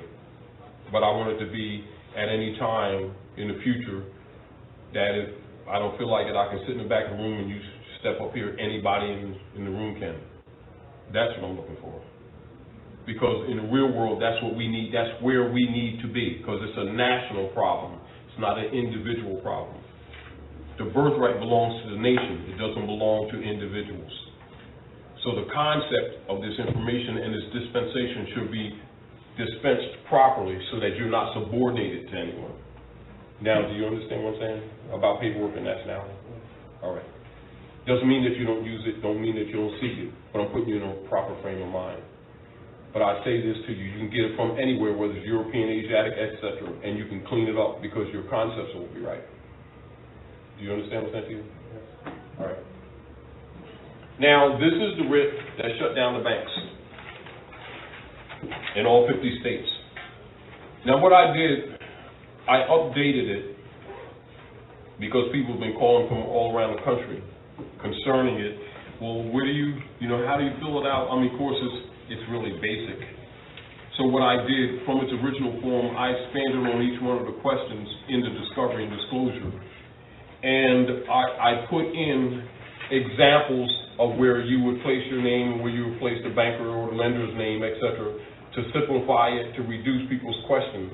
But I also say that I put it on the website to make it available to people across the country, because logically the Barristers Association are not going to free the people because they're part of the problem. And a lot of the Asiatics who claim to be working for Noble Drale, unfortunately, are agents for Rome. And it's an uncomfortable truth, but it's still the truth. And the deal, it's not going to do any good bouncing around it and trying to act like it's not there. If we're going to help the people, we got to tell the truth, even when we're stepping in doo-doo, if you get the point. And so I put it on the website to make it available to anybody for free, knowing that some people would fill it out and not know how to defend it. But the real issue was to stop the process, meaning if someone's falling, the first thing you want to do is stop the fall or break the fall or do whatever you can to reduce the injury. Then we start dealing with the issue. So the person's natural themselves have to have some kind of inspiration to want to start studying, to start taking responsibility for their own affairs. Thus, you must prepare yourself to take your places in the affairs of men. This is the reason why years ago Moore set up the Moorish National,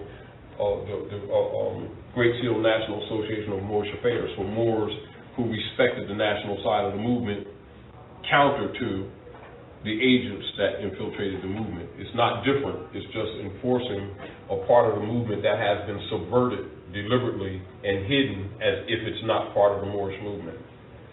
So you don't get caught in battling, get caught in understanding it.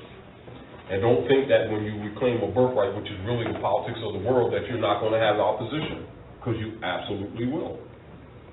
And so the best thing that anyone who's sharing this information with you can do is to make sure that your foundation is solid, so that even though you take blows, at least you'll still be standing to survive the storm that's sure to come.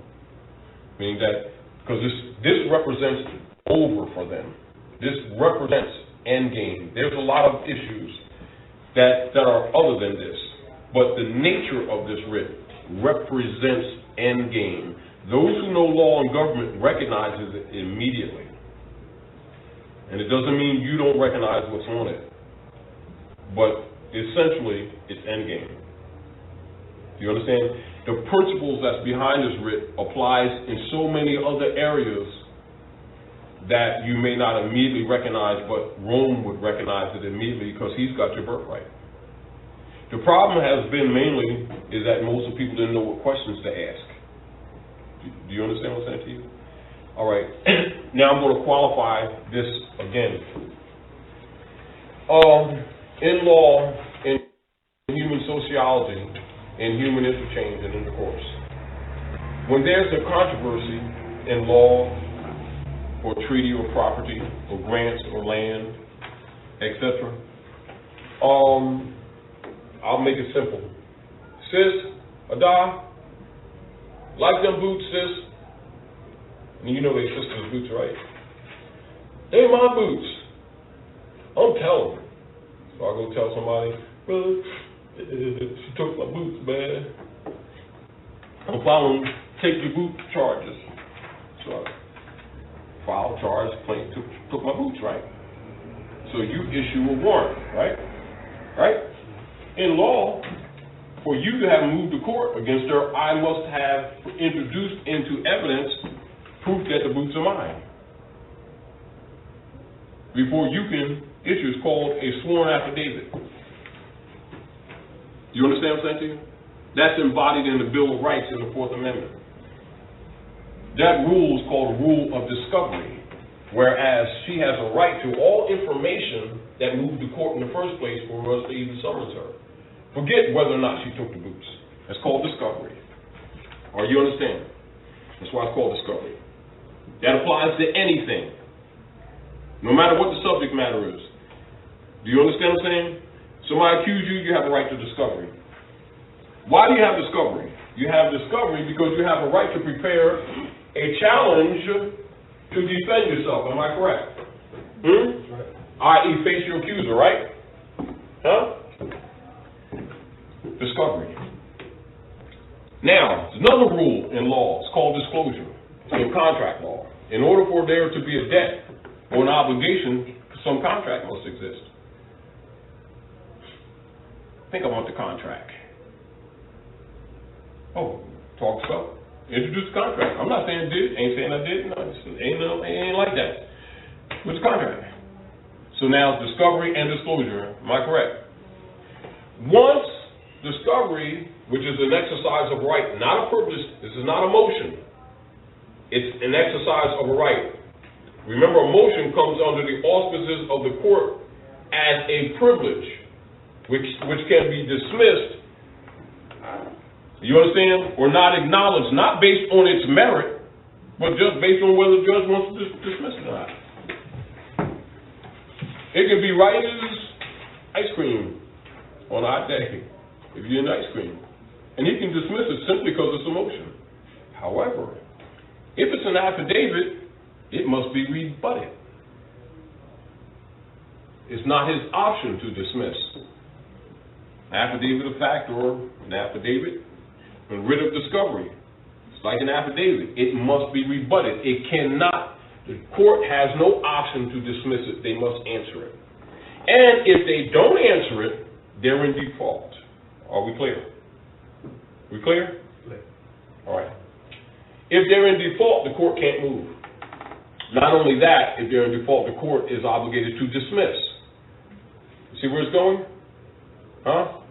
Now, if there's some proceeding, and then there's some information that's disingenuous, etc., that wasn't revealed in the discovery, which means non-disclosure, everything stops.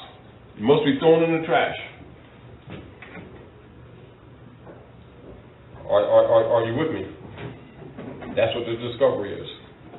Now, this is aside from the point that we can go into some more information about chattel mortgages, etc., subsittue trust, etc.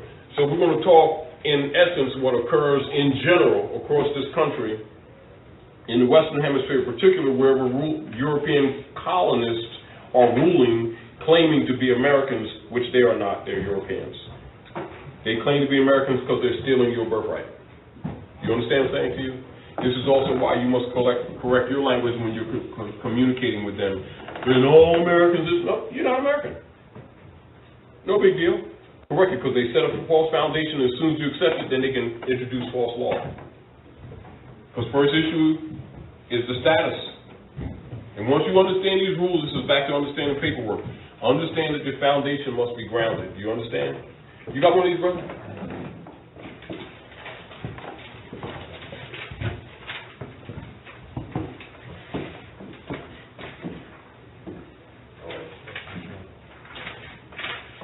Now, in order to get you involved, and if you don't mind, I'll come up and read the first one, because when you came in with your bright eyes looking like, well, what are you talking about? I want you to come up and read this. Now, the best way to kind of understand this is to get you involved, so everyone's going to take a moment to read different parts, then we'll analyze it, all right? You read the first one, once you read the second one, because when you first came in, your eyes was the brightest. The sis came in, she, what the swell? You know, so, plus you'll absorb it better. And then, and remember, a lot of times, just like you ask questions, the brother asks questions, when you ask questions, no question is wrong. And do ask questions, because it draws us out to pull up to the front of us to defend what's here. But understand, and I'm going to qualify myself again, everything that this represents is not here. but you must understand what it represents, and they're looking at you like that. Because remember, every writ is a brief. Just like a card, a nationality card, an ID card, it represents a whole body of other information. And if they come at you with the body of information and it ain't on the paper and you don't recognize it, they know that you don't know what's there. You're incompetent. You see? So like I'm saying to you, hey man, you know, like 1 and 1 is 2. And I'm waiting for y'all to applaud. 2 and 2 is 4. You know, and then y'all don't applaud. I'm wondering why y'all ain't impressed. In law, guess what? Same thing. If you don't understand status, and you don't even know that you don't understand status, they ain't gonna argue with it. They're gonna go like this. Oh, please. Shut up while you're ahead. You better get a lawyer. Why? Property name Brown, you got a European name, transacting business, and don't even know your status is neutralized. You sit up here talking about rights and everything, and people of color. They ain't gonna argue with you. They're gonna put barrister on you because you're using their name. You getting ready to get taxed. Meanwhile, you talking about, see, they racist because they didn't want black men had nothing. Black man slave, because no human beings, that doesn't apply to human beings. It applies to chattel property. And guess what? If you didn't know, that's on you. There's 14th Amendment. What you didn't know, you thought that was real? Well, you knew Jesus. I know you know this. You knew Muhammad. You made Salah. I know you know this. You know, it goes in the Bible, Quran, all the holy books when it says, man claiming to know a God he do not see and do not love his brother he see every day, he's a fraud. Applies in law. I know Muhammad said I made Salah. I know the difference. You can't get crossed down without getting profiled and know how to fight it? I don't think so. Get the point? In law, you're held to that standard. Now read from the top. You don't have to read that. This is, this up the top is where you put your name, your attribute, and then the party to whom is claiming to be a surety holder. Read the first paragraph. Read it slow. Read it loud. Act like your baby's here. Okay. Baby's 5 years old. You know what I mean? Young baby, right? Yeah. But you really want them to understand it because in 10 years, he and she's already a target. Because a few more years after that, then they coming down on them hard like a rock because they ain't going to let them compete. So it's better that you get it to them early. Do you understand? Because they ain't thinking that they chattel property. Because you told them they was black. They proud. They have no idea that that's a classification. It's a caste system. Status is the first issue of law. Read it and then break down what you think you know about it. Please mail or deliver to the borrower your attribute, name, the following pertinent evidence. Produce the originals or certified and verified official copies of the original loan, related documents, including all papers, electronic communications, and emails, etc. As stipulated by law, all of these loans-related instruments adversely affect the associated case number 0000-00000. Any name, bank, or its assigned are requested to schedule a timely meeting and opportunity for me, my counsel, and/or my CPA to make a thorough physical inspection of the loan, related documents, so as to enable the borrower and his or her counsel or CPA to physically examine, to verify, to confirm, and to witness the same, to rebut or refute any mistake, to compare our information, and to correct the same for the record. Now stop right there. Now, you must understand that that first paragraph is based on the law of contracts. For them to have moved to court, they must have introduced a claim to the court in order to get what is known as a writ of execution. That means throw your butt out. You understand? So you're asking for it. In law, there's not supposed to be any proceedings without you having had that information in the first place to prepare a defense. Discovery is required that they deliver that information to you, and whatever they're doing, they must postpone it in due time for you to prepare a defense. You just ask for the contract. And you didn't leave any doors open. You closed all the windows, closed all the doors, you put caulk in the crack over there, you put steel wool in the mouse hole, and that's what that first paragraph sets up in the process. And guess what? They're obligated to answer to that. If they fail to answer to that, whatever they moved in that court by law, we're not talking about what they've been doing, must stop immediately. And we ain't talking air brakes. We're talking about air brakes last year. You understand? They know that most people don't know that because most people aren't told that. So they know that you're not going to exercise that right, most likely, because you're going to sit around and talk about emotions, the amount, and then getting a second job and all that stuff right into the subject matter when you shouldn't even be talking subject matter.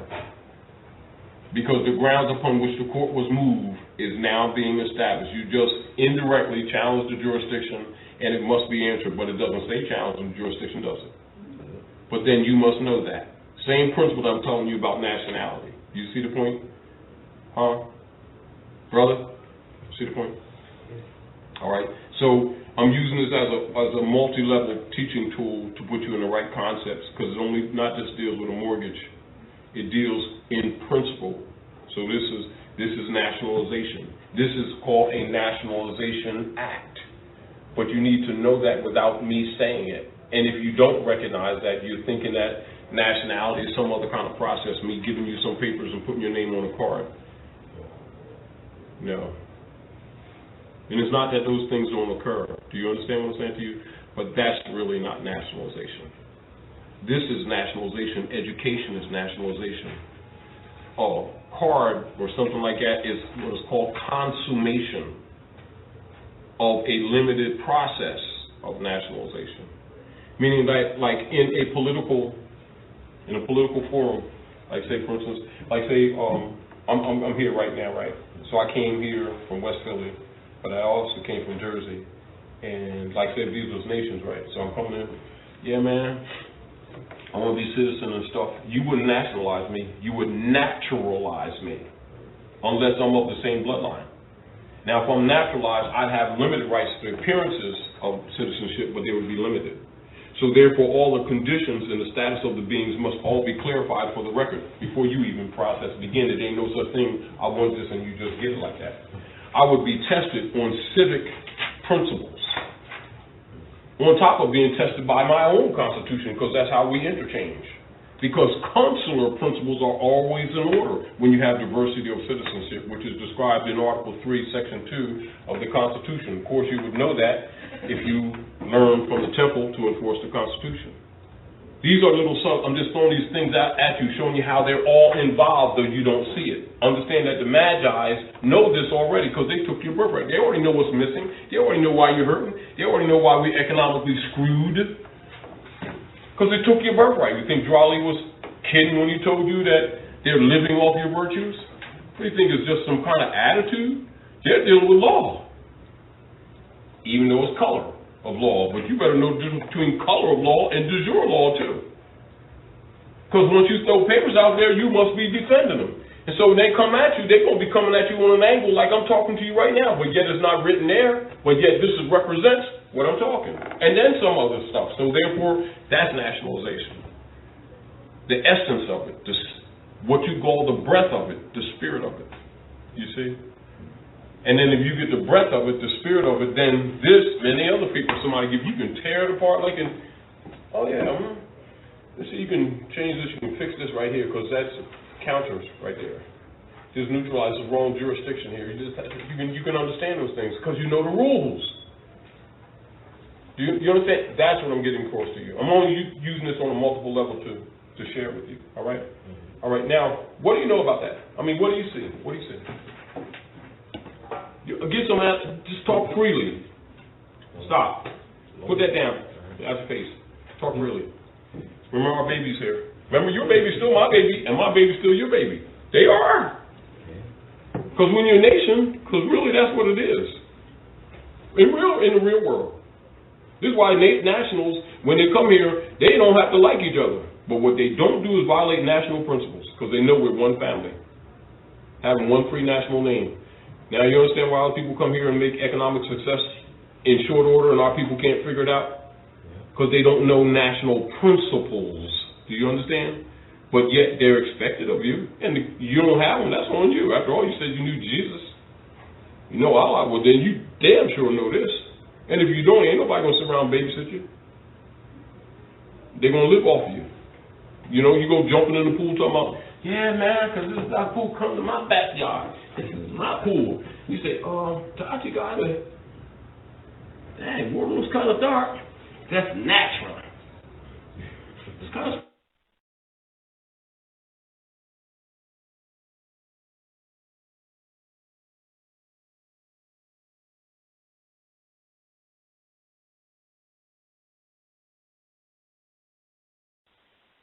This concludes the lecture on nationality, birthrights, and mortgages. And it also concludes tonight's episode of Silver Alert Rising 360. Remember, the goal of Silver Alert always is to be informative, engaging, and third eye opening. Sleep well and have some sweet dreams and keep on tapping into the Akashic.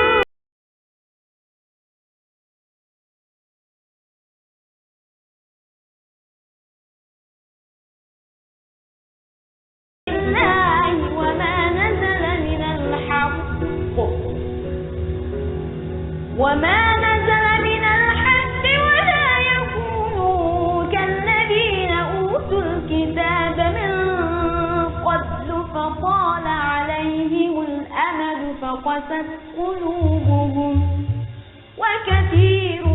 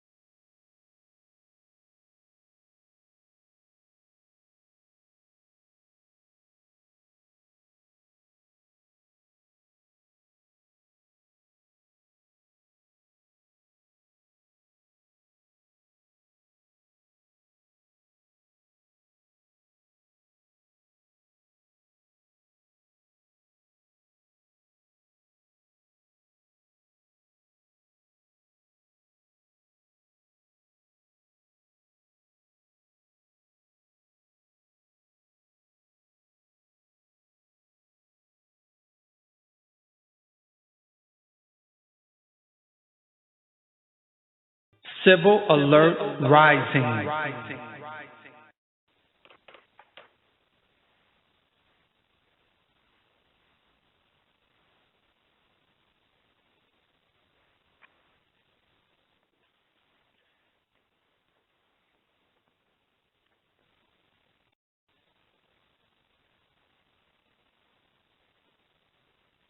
USAA to me means peace of mind. We had a power outage for 5 days total. We lost a lot of food. Financially, we just couldn't replace everything. We actually filed a claim in USAA to replace that spoiled food. We're the Weber family, and we're USAA members for life.